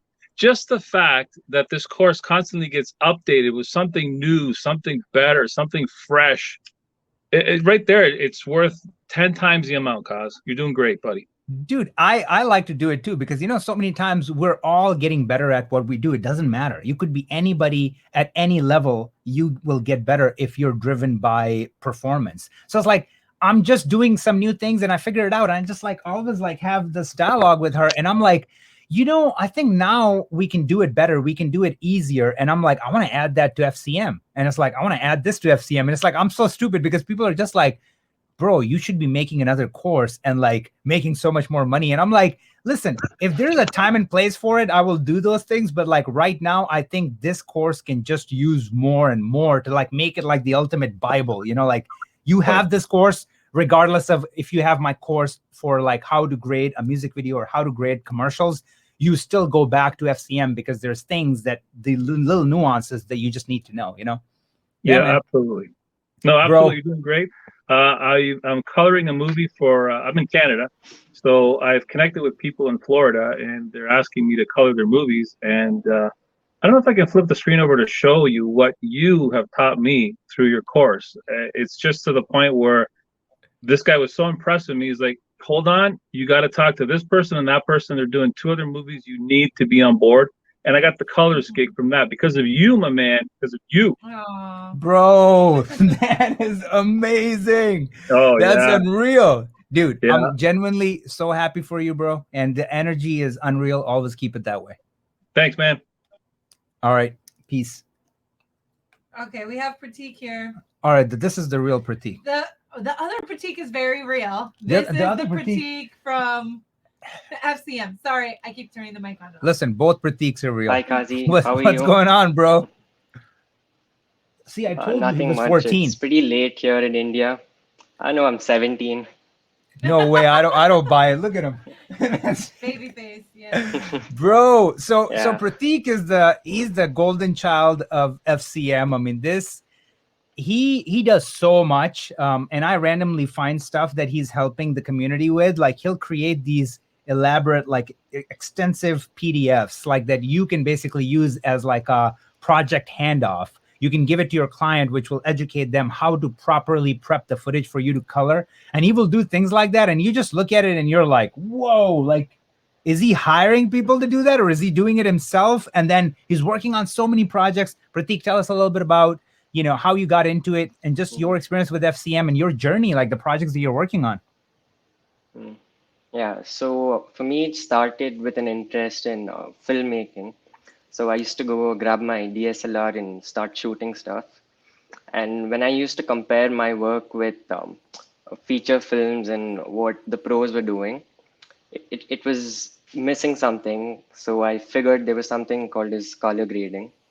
So I discovered your YouTube channel and started learning. Then I asked my parents if I could get your course, and they got it for me. So I've been grading since then.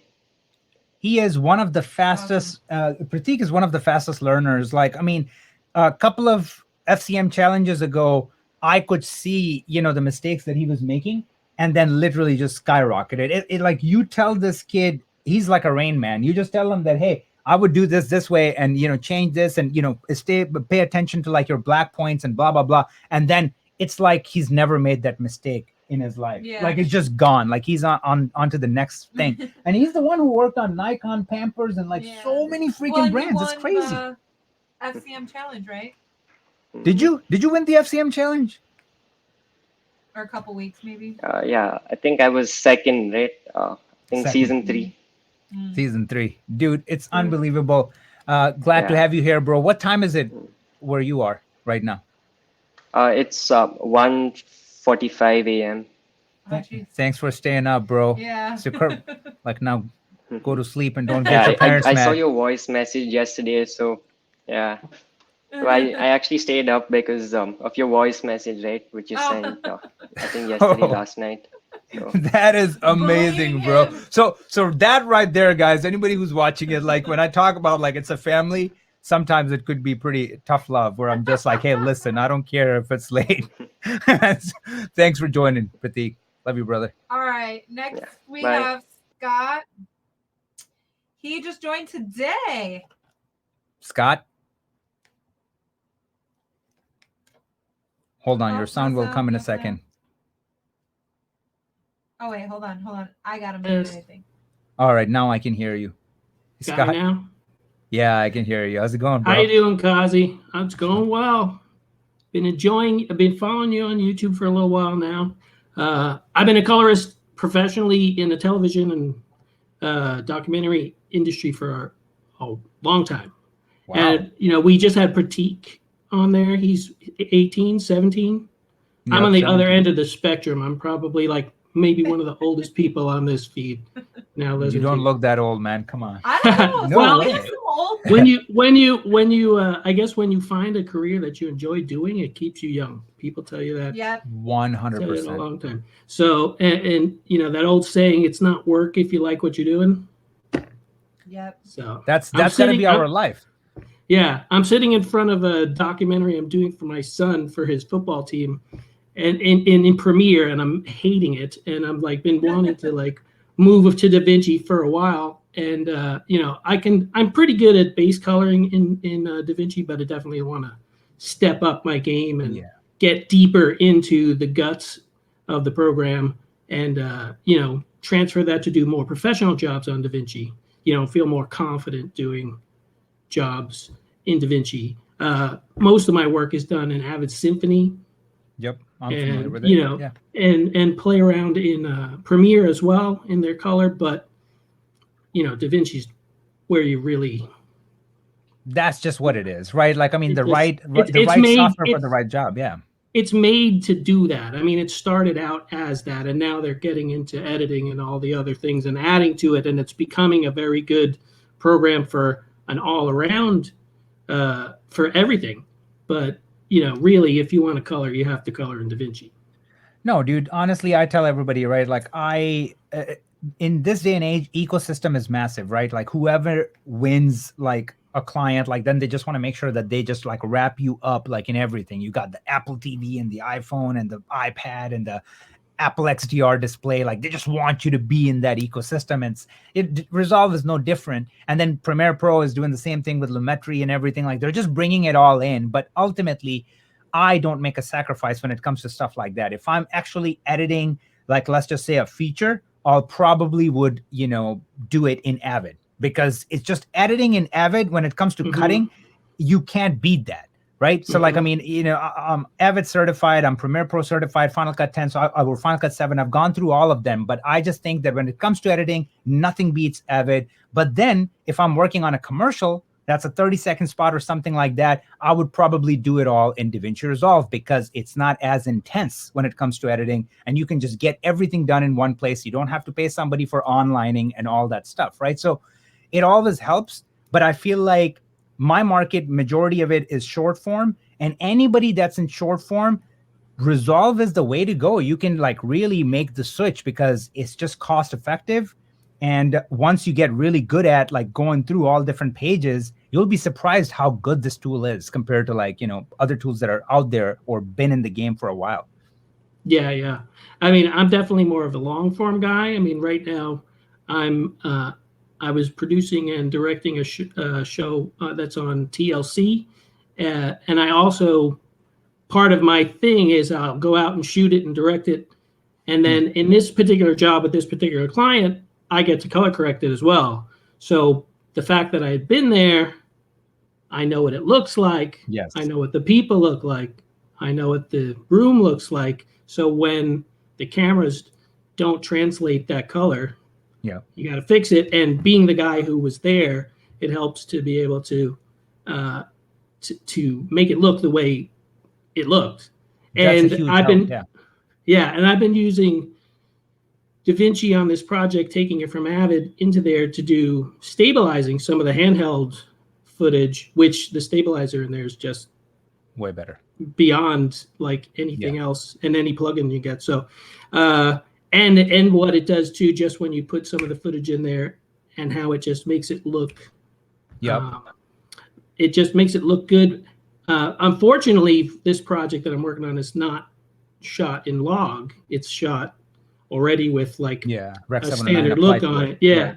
So do you have are there modules in there about how to color correct stuff? Color that correction. are- Yep. So color correction module is going to be for you, and then you can find the specific lesson about Rec. 709, how to work in that situation. It's going to be very beneficial for you because when I was starting out, that was like a super trip, right? Like a lot of the projects on a low budget, people are just shooting with these cheap cameras that are set to Rec. 709, or even if they're not cheap cameras, they just want to do it quick and they're shooting it in Rec. 709. And I would just be scratching my head to like, what am I supposed to do with this? So I'm not gonna, spoil the surprise when you watch that module and those lessons. Like you're just gonna really get some permission to do it the right way and don't do anything more than that, or don't do anything less than that. Like it's gonna be great. So I'm excited for you, bro. That's Welcome good. to FCM. Thanks. Glad to be here. Happy to have you, bro. All right. We'll talk to you soon. Yep. I like his band Black Lives Matter. I know. Represent. Okay, let's get to some questions.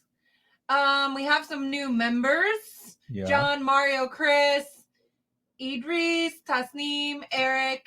Welcome, everybody. Welcome to FCM, guys. If you want to go live, let us know. All right. How to properly grade day to night? People ask you this all the time. I know. I mean, that's the question that I get a lot. You can definitely refer to the video that I put out, how to get the Blade Runner look on YouTube, and that will give you the insight, how I went about it. And that's exactly the technique you're going to use to flip it into day for night. I basically made it all monotone and warm. You can take that and make it, basically blue, but use the same exact technique. It's way better than for me to just like keep talking about it, for you to just go watch it on my YouTube channel and then know exactly how it's done. Guys, we're going to take a few more, or however many questions that she has. I can't see them. Like, we're going to take more questions, but once again, the link is right there. It's going to expire as soon as we end the Q&A section. So normal price $9.97. Right now it's dropped to $5.97. Go ahead, jump on it if you can. All right. How to get film grain and free version. Oh, we have someone live. Hi, everyone. Can you hear me? Hey, we can hear you. How are you? Hi, I'm from France. Actually, I just joined FCM today. I've been commenting a lot of your videos, watch them all. I'm Sasha Zefira, by the way. Oh, Sasha. Yeah. Been always on your lives and all. And so great to join. I wasn't expecting that low of a price, actually. So when I saw the price, I was just, okay, should I join? And I was like texting my friend, and should I take it or not? And I was like, okay, fuck this, I'll take it. Let's go. And I've been a junior colorist in Paris. Actually working in a company, so not freelance yet, but thinking about becoming a freelance colorist. And I've been learning so much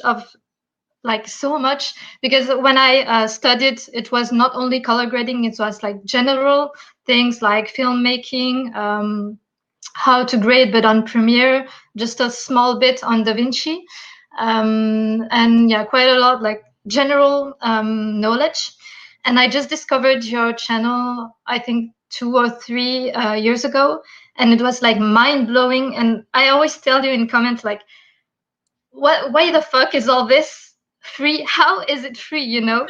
And I was like mind blowing. And anytime I don't have anything to grade, I just put one on your videos and just watch it or rewatch it. And it's just so valuable. So yeah, I'm pretty excited to join. And yeah, oh my God, the community. You're gonna love it, Sasha. And I'm just so excited that you finally joined, because I just thought that you've always been a member, because it's crazy. Like, she's like one of the most active members on YouTube. So literally just genuinely so happy to have you. And if you think that you were learning from that, like once you start participating in the FCM challenge, it's going to blow your mind. So I'm so happy to have you. Yeah, thanks a lot. And I'm just so excited to join the community. So yeah, welcome. Can't wait to dive in that. And yeah, thanks a lot. They're asking for you to drop your Instagram handle in the comments. Sasha, just drop your Instagram handle. I have 2 accounts. So the first one all these people with multiple accounts. All right, everybody else live, welcome. I forgot to announce. Thanks a lot. Earlier, a new member. Nice to meet you, Sasha. Nice to meet you too. AMRIT. I forgot to announce earlier. Also joined today. Hey, Adam. Hey, how you doing, cousin? Welcome to FCM. I'm doing good. I'm looking forward to it. I've taken some courses from FX PhD, and I've been working with DaVinci since version 9. Oh, wow. I started, working on Resolve like around that time too. I don't know if they had version 8, but maybe I started at version 8. It literally looked like some DOS type setup. It was so intimidating. Everything was so different than any other program. It was pretty rough back then, for sure. Adam, you're gonna love or hate this. I'm gonna be very transparent with you, because if you like the traditional Lynda or FX PhD, those type of courses, and if that's like your cup of tea, then this is gonna be sort of like, you'll be like, oh my God, like this is completely different than those courses. But I grew up on pretty much eating any and everything on Lynda, FX PhD, like all those courses. So, but when I was making my own, I pretty much like literally shredded all of that and just sat down, and on a blank canvas, I'm like, what do I really need? Instead of like the how-tos or like the beginner setup this or that, like what do I really need when I'm working on a job that if I knew this 5-6 years ago, it would have changed the entire game or the trajectory of my career. So like, Freelance Masterclass is basically built on that foundation. I watched a number of your videos, and I've gone through the other training and some Ripple training way back in version 12, I think. Yep. And I got a lot out of just watching your free stuff on YouTube. And it was enough so that I signed up to watch this streaming piece that you're doing right now. And I have pretty much a dedicated machine for doing Resolve. I have the Tangent series Love it. Yeah. devices and so on. And after watching just a handful of your videos, I got a lot more practical use right away on projects I'm working on, where we used, in one case, 5 disparate cameras, all with different color spaces. Some were Rec 2020, some were Rec 709, and trying to put them together and make them all look like, well, essentially one camera, or at least one type of camera. Yep. And right away, one of your pieces had helped me out, and it was like, I'm getting a lot out of that. That's what inspired me to do this. In terms of learning, I'm a student of learning. So for me, the fact that you're doing it a different way, I think it'll be a real benefit. So in that sense, yes, I've done traditional learning. You can tell I'm probably been doing a lot of learning over the years, and I never want to stop learning. So I'm excited and looking forward to the course. Love the attitude. And yes, I mean, absolutely love it. And yes, the Facebook group for you is going to be such a change too. And it's really nice. That's what kind of separates the FX PhD and other courses, where you just like bought the course. There's no human on the other end. And that's something that I really wanted to change, because, yes, you can pick the ideal shots and I can grade the ideal shots and make them look really nice. And then you go, Kazi made this like look like that. But when I do it, it's not the same. So I wanted to open that portal up for people to go, hey, Kazi, I'm not working with Alexa. I'm working with Panasonic GH5. So what do you got for me? And then I put that in my course in the lessons. And then on top of it, in the community, everybody's talking about those things to just make sure that we're getting the best image out of our cameras and stuff like that. So you're going to love it, man. Appreciate you. And I'm looking forward to it. Well, thanks a lot. And great to have this immediate contact. I'm looking forward to watching the course, man. All right, Adam. Thank you. Welcome. I think I keep cutting people off. I don't let them like finish their God, I'm terrible at this. Oh man. All right, bring your face up. All right, next question. My goal is to become Africa's next great colorist. Aside from the classes like this one, do I still need to go to film school to become a professional? No, you don't. I mean, I tell that story all the time. Like I owed $1,500 to get my actual diploma, actual degree. So like I finished school, right? I graduated, graduation ceremony and everything. But to get the actual piece of paper, I owed $1,500. To this day, I never got it. I don't have the real degree. I never got the actual piece of paper that I paid hundreds of thousands of dollars for. I spent 4 years of my life, and not once anybody has ever said, yo, we're about to send you this project. Just please go ahead and send us a copy of your degree so then we can move forward. That has never happened. So no, don't waste your time. You don't need to do that.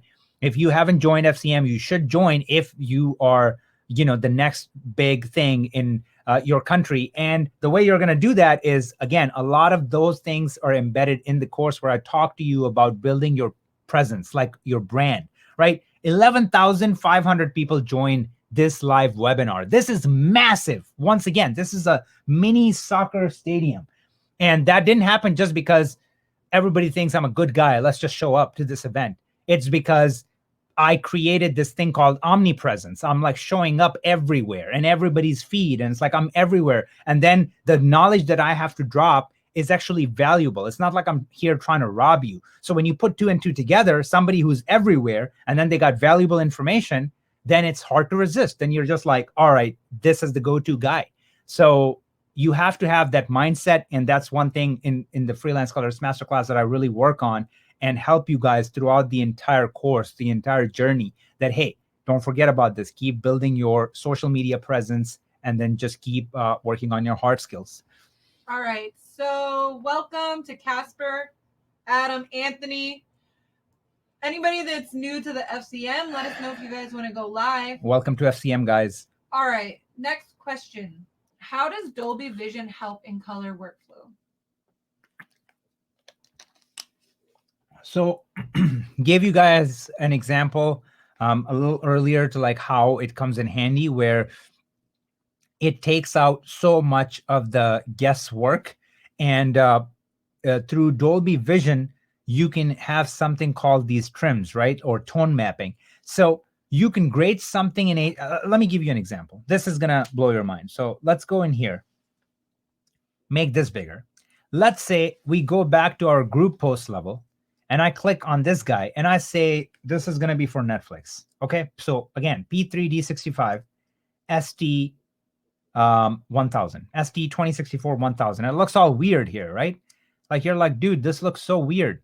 So say my first deliverable was HDR. So I graded the whole film in HDR. It looks great on my HDR monitor, but now they go, let's create an SDR version off of that. Dolby is so amazing that they give you this module right here, which makes it so simple that I can come in here and look what I have selected. I'm saying, hey, give me a trim for 100 nits and BT, which is Rec 709. And that's the setting that I want to choose. And all I have to do is just, I'm on this clip already. I just say selected, and look what's going to happen to my image when I do that. I hit selected, boom. It turned it into Rec 709. Like it just, we're ready.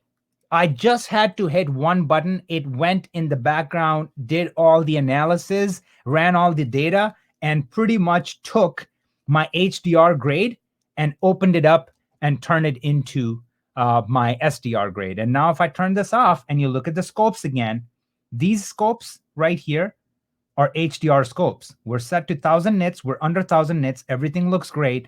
As soon as I turn on enable tone mapping preview, boom, it shoots it up perfect for my SDR, top to bottom. It's matching. I'm ready to go. So the possibilities with Dolby Vision are just endless. Like it's a whole another ball game. All right, here's Patrick. Hey, I'm there. Hey, Patrick. Hey, Kazi. How's it going, brother? Yeah, good. Yourself? Pretty good. Okay, so I'm like Sasha. I'm in Paris, and it's getting later. I just want to improve the quality of my work. I do social media marketing, and I'm starting to do a lot of videos. And I just want to standardize a look, and I need to color grade. I don't want to use a lot. I've been watching your videos on YouTube. I've been following you on Instagram, and I'm new to video. I everything you talked earlier to me was Chinese. So when you set up the special price, I go, I'm jumping on it right now. I got to. That's amazing. And the way, and the entire masterclass, I mean, the way it's set up, like literally like all the videos in the beginning are just such hand holding. And I still say that there's going to be gems here and there. So nobody should be skipping it. And especially if you're paying for it, why not just take full advantage of it? But it really is that, like when you start off from the first video, everything is going to start clicking, and then it kind of gets harder along the way, Well, I'm looking forward to the community. That's where it's going to be the value on top of your teaching and you sharing your knowledge. This is great, and just really looking forward to it. Glad to have and you. And the challenges. Thank you. Glad to have you, Patrick. I'm happy. Welcome to Peace FCM, out. brother. Peace. All right, here's Yusuf. Hey man. What's up, Yusuf? How's it going, bro? Hello, how's it going? Assalamu alaikum. My English is not Walaikum that assalam. bad. I mean, I have no idea how I got live. Listen, I just want to give a shout out, man. Thank you for everything. I've been following you for a long time. I've watched every single one of your videos. I've watched them multiple times. I've learned a lot from you. I'm gathering money. I'm going to buy your course as soon as I can afford it. And I just want to say, thanks again for you. You have such a contagious passion, and I can see it reconstructing everybody else's. And I'm just lucky to be one of those. And I just want to give a shout out to you and say thank you. Bro, first of all, stop saying that. You speak perfectly fine. This is unreal. Holy hell. And really appreciate it, man. And like I said, I'm lucky enough that this thing goes both ways. I have everybody on the other end, such as yourself too, that has so much passion, and I can hear it in your voice. And then it just it's a ping pong effect, right? Like if some days I'm kind of down, I look at what you guys are doing and what's happening, and then that lifts me up, and it's vice versa. So Definitely, just a true blessing, bro. And I cannot wait to have you in the course. And I know you're going to join one of these days. I'm going to keep us. Inshallah. Thanks, man. All right, brother. Can't wait. Yep. All right. Peace, bro. Thanks for jumping on. Yep. Bye. Someone asked why you weren't fasting. I know. Not on work days, friends. I know. Not on work days. I can't fast. Usually, like I do my best, and especially this time around, I'm doing really good, right? Yeah. Than usual. So like I'm doing my best, but yeah, like when I'm working like this and when I have to talk that much, I mean, I physically can't do it. What's up, Mike? Well, good evening, sir. Sorry about the hairdo. It's getting a little late here. I love it. How are you?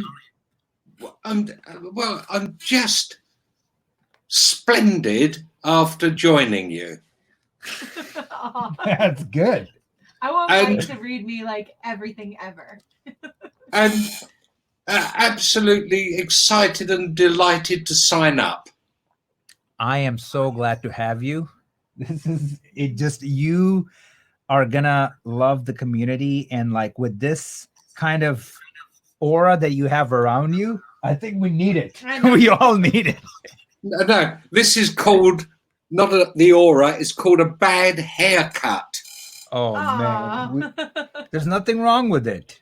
Look at this hair. Like it's just a bunch of something on my head. I had to get a friend to cut it because we've been locked down for 3 months due to the pandemic. But anyway, there we are. We just have to grin and bear it. All right. So Mike, tell me this, like what are you in post-production? Do you do anything in this field? Well, I've done a couple of films as an enthusiastic amateur. and unfortunately, when the rushes come back, the rushes, you call it the dailies over there. I understand rushes too, but yes, You know, you go and see what the mediocrity have served up, and you think, surely, are you absolutely sure this is called a grade? and of course, you know, they don't know their left foot from their right foot. So, as usual, do it yourself. That's right. And of course, to have knowledge is the power. 100. So I've got to get the knowledge now and do something else. So that you go and look at the clown that's doing the grading, and you have to say, look, old chap, I think you could try this. That is so true. And you know, so many people just get hooked up because they were just at the right place at the right time.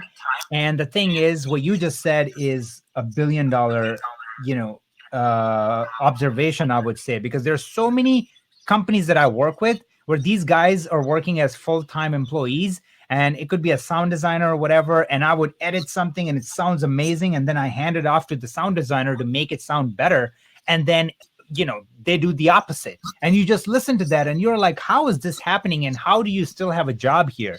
So I just couldn't agree more with what you're saying. I feel like having the mindset that you have, that where you're just like, I'm learning, I'm not stopping. I'm the same freaking way. I have to actually stop myself from like being so career driven and learning, because I'm like, hey, I got to spend some time with my family. Like, we got to do things together, because I just get so high on like new information, learn every second. Yeah, but in this industry, you learn something every day. And when you stop learning, then is the time to give it up. That's it. You just said it. So what you have to do is, you suddenly find, when I started, I was the loader, then I was the first AC, then I was an operator, then a cameraman. They now call it DOP. But at the end of the day, you suddenly find, oh, wait a minute, I've got to do something else now. I've got to find out all about grading to tell the mediocrity that this isn't good enough. No, and I know, I mean, we gotta, thing to say, but and they say, well, what's wrong with it? And then you go, I don't know. So what you've got to do is go and learn all about it. And I was very interested to follow the node theology. You're going to absolutely love it. And it's like, I go deep dive in my course. I said I have a bunch of different sections, and they're lined up the right way. So as you follow along, the node tree or the nodes 101 in DaVinci Resolve section, you're going to eat it up. You're going to love it so much, because that's the biggest difference. People don't understand that setting up a proper node tree structure can mean everything. Like, it changes all the things. Like, I mean, even if we go back to this, right, really quick, and I just show you, if I go in this node tree and go kill my CST here and then come back to this shot and I go, all right, now make this Rec 709. As soon as I do that, we don't have the same look that we had before. What we created, it changed everything. I didn't change anything here, but just by changing the sequence of my node tree, I ended up with a completely different look. But now if I go here and go back to my group clip and then turn this on, completely different look. And that's just based on the sequence of my node tree. And then you can only imagine that if you are a beginner and don't know how you might be, degrading your image by not putting the right nodes in the right places, it can absolutely destroy your image. It doesn't matter if you shoot on Alexa or Red. No, I couldn't agree more. Couldn't agree more. Mike, you're going to have a blast. You're going to love it. Thanks for joining. Really appreciate it. All right, I think I've got to get some glasses now to look at the screen. All right, old boy. Lovely to talk to you. Adieu. Nice talking to you. Bye. Good night. Good night. All right. We Ved. have Ved. He just joined. What's up, Ved? Day. Welcome how's to it going? FCM. Hey, it's actually a funny story how I ended up finding your videos. I've been watching them for a couple months now. Okay. My Premiere Pro just kept crashing all the time. So, I decided to look at Resolve and completely confused with how it worked because nothing I ever used before. And just saw your tutorials and started going from there and just loved the way you explain things. Thank you, brother. Still probably very new, so I don't know how to do everything, which is what I'm hoping your course is going to teach me. But yeah. That's awesome, bro. And like, yeah, man, it's really funny because I spent so much money in buying like all the different templates in Premiere Pro and like transitions and all that. And that's what makes Premiere really cool, right? Like you can have like all this cool transitions and all that. But so when I switched to Resolve for editing, that was the biggest hurdle. I'm like, I want all those cool transitions here, but there's no easy way to do it. But every time I try to go back to Premiere Pro for editing, dude, I just could not stand it. You just turn on Premiere and it takes hours to just load up. It doesn't matter if you're working on my machine, which is like a little over 20 grand, like Mac Pro, and it's still just, it doesn't matter. Like it doesn't care if you're using a MacBook Pro or an iMac or whatever, it just is garbage. So then when I moved to Resolve, and how even the beta version of Resolve doesn't crash as much as Premiere Pro. Now, I know there's tons of memes and all those things about it, but they're there for a reason, So making the switch is amazing, dude. I'm happy for you. Yeah, and from what I've seen so far, my computer seems to like it a lot more. So hopefully I'm going to have a lot of success with that. No, dude, you're going to love it. And regardless of like, if you want to become a colorist or if you want to just add an additional source of income or you want to like make your videos stand out, like, I mean, this course is it just goes in so many different directions, in a parallel way where you just get to pick your path. It's like an RPG, right? Like which character do you want to be? So like it really opens up like all of that. You could be a hybrid cinematographer and colorist, take advantage of it. You can start your own company and know all the ins and outs of like how everything works. You're going to love it, bro. All right. Yeah. Thank you. Thanks for joining, man. Welcome to FCM. This is a question, but also you can explain it more.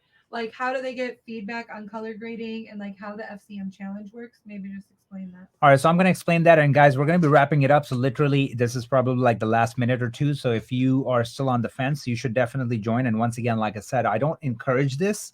I feel like if you're going to be half foot in, half foot out, then don't get the course. But just to ease it, make it easier for you. Like there is a 30-day money back guarantee. So for some odd reason, it just didn't click with you or whatever, you can get your money back. That said, definitely take advantage of that offer. Price is going to be going up after this webinar, and we're taking 2 more questions. Then we're going to wrap it up. FCM challenge, color grading feedback. So the way FCM challenge usually works is this: Monday afternoon or Monday morning, I'll give you an assignment. I'll tell you that, hey, and this season is very exciting because it's a real world scenario. Basically, I'm giving you 3 shots, okay, that are somewhat similar from the same project. I'm giving you 3 shots and I'm saying things like this. I will say, I'm looking for a toothpaste commercial look. Like make it look like a toothpaste commercial. So I'm being a client that doesn't know much about color grading. So I'm not really using the color lingo. And this is the real world example, because when you're going to be working on projects, people are not going to be giving you exactly which red hue they want or whatever. Some people might. So this season is like that, where I would go, hey, here are your shots. Go create a toothpaste commercial look. And then you will be surprised. Like everybody usually has like 5 to 6 days, and then they'll make their submissions by end of day Friday. So Monday you get your assignment, Friday you submit your grades, and then Sunday is when I go through and then I break them down and tell you what you can do differently and stuff like that. And then everybody gets rated. The ratings are based on Kazi's, like my scores, like what I think of your look, and then what everybody, the community, thinks of your look. So that's another thing that ties the whole community together. And then all those scores get tallied up. And then at the end of 12 weeks, it's a 12-week program. Every season is 12 weeks long. And then at the end of every season, we announce our winners. We usually have 3 winners, first, second, third place. And then we take a week off and we just roll into the next season. So this is, I think, season 5. Yeah, this is season 5 of the FCM challenge. Okay, welcome Mark, welcome Jason, welcome Henry, welcome Joe, welcome Rich, welcome Carlos. Welcome, guys. Welcome to FCM. All right, someone said, if I pay for the course? How long do I have access to the course? These are all the things that is like such an epic fail. I feel like that I didn't mention in the beginning, but yes, you get a lifetime access. So once you join the course, you have it for a lifetime. If tomorrow I change the price of the price of the course to like say $2,700, $3,000, because you know when FCM first dropped, day one of our launch, the course was $297. Now, mind you, we added so much stuff to the course. 6 modules. It was literally like 5 modules. There was no free training or feedback videos or anything like that. So mind you, we added tons of value in this course, but normal price right now is sitting at $997. And I'm just literally itching to bump it up to like $12.97 and keep just crawling up because I keep adding more stuff to it. So yeah, but people ask all the time too, like how long do they have access, and then do they have to watch like during certain times? No. So once you get the course, you have a lifetime access, and you have access to the course right away. If you sign up right now, you'll get all the emails where you can just start downloading the stuff, and you have everything. So you buy the course right now. You get a login, you sign up, and then you can start streaming the videos right away, and you can start downloading the content, the practice footage right away. It doesn't go anywhere. You have lifetime access to it. And you work at your own pace, and you work at your own pace. Like there is no like, hey, today's class is about conform, and then tomorrow we're going to talk about something, so you have to rush it. No, your own pace. Yep. I think we're going to get kicked out. If you're in working literally 15 seconds. All right, we might get kicked out in 15 seconds, guys. So just remember that. Or actually 30 seconds. So if you haven't join right now. This thing is going to disappear. So we can talk about and continue these conversations. You have literally 15 or 20 seconds left. Join the course. What was the, yeah, exactly. So I will cover that. Yeah, that's going to be a long answer. All right, guys, thank you so much for joining. This was amazing. I cannot believe how many people showed up. This event was unfreaking real. I'll see you guys in my YouTube videos.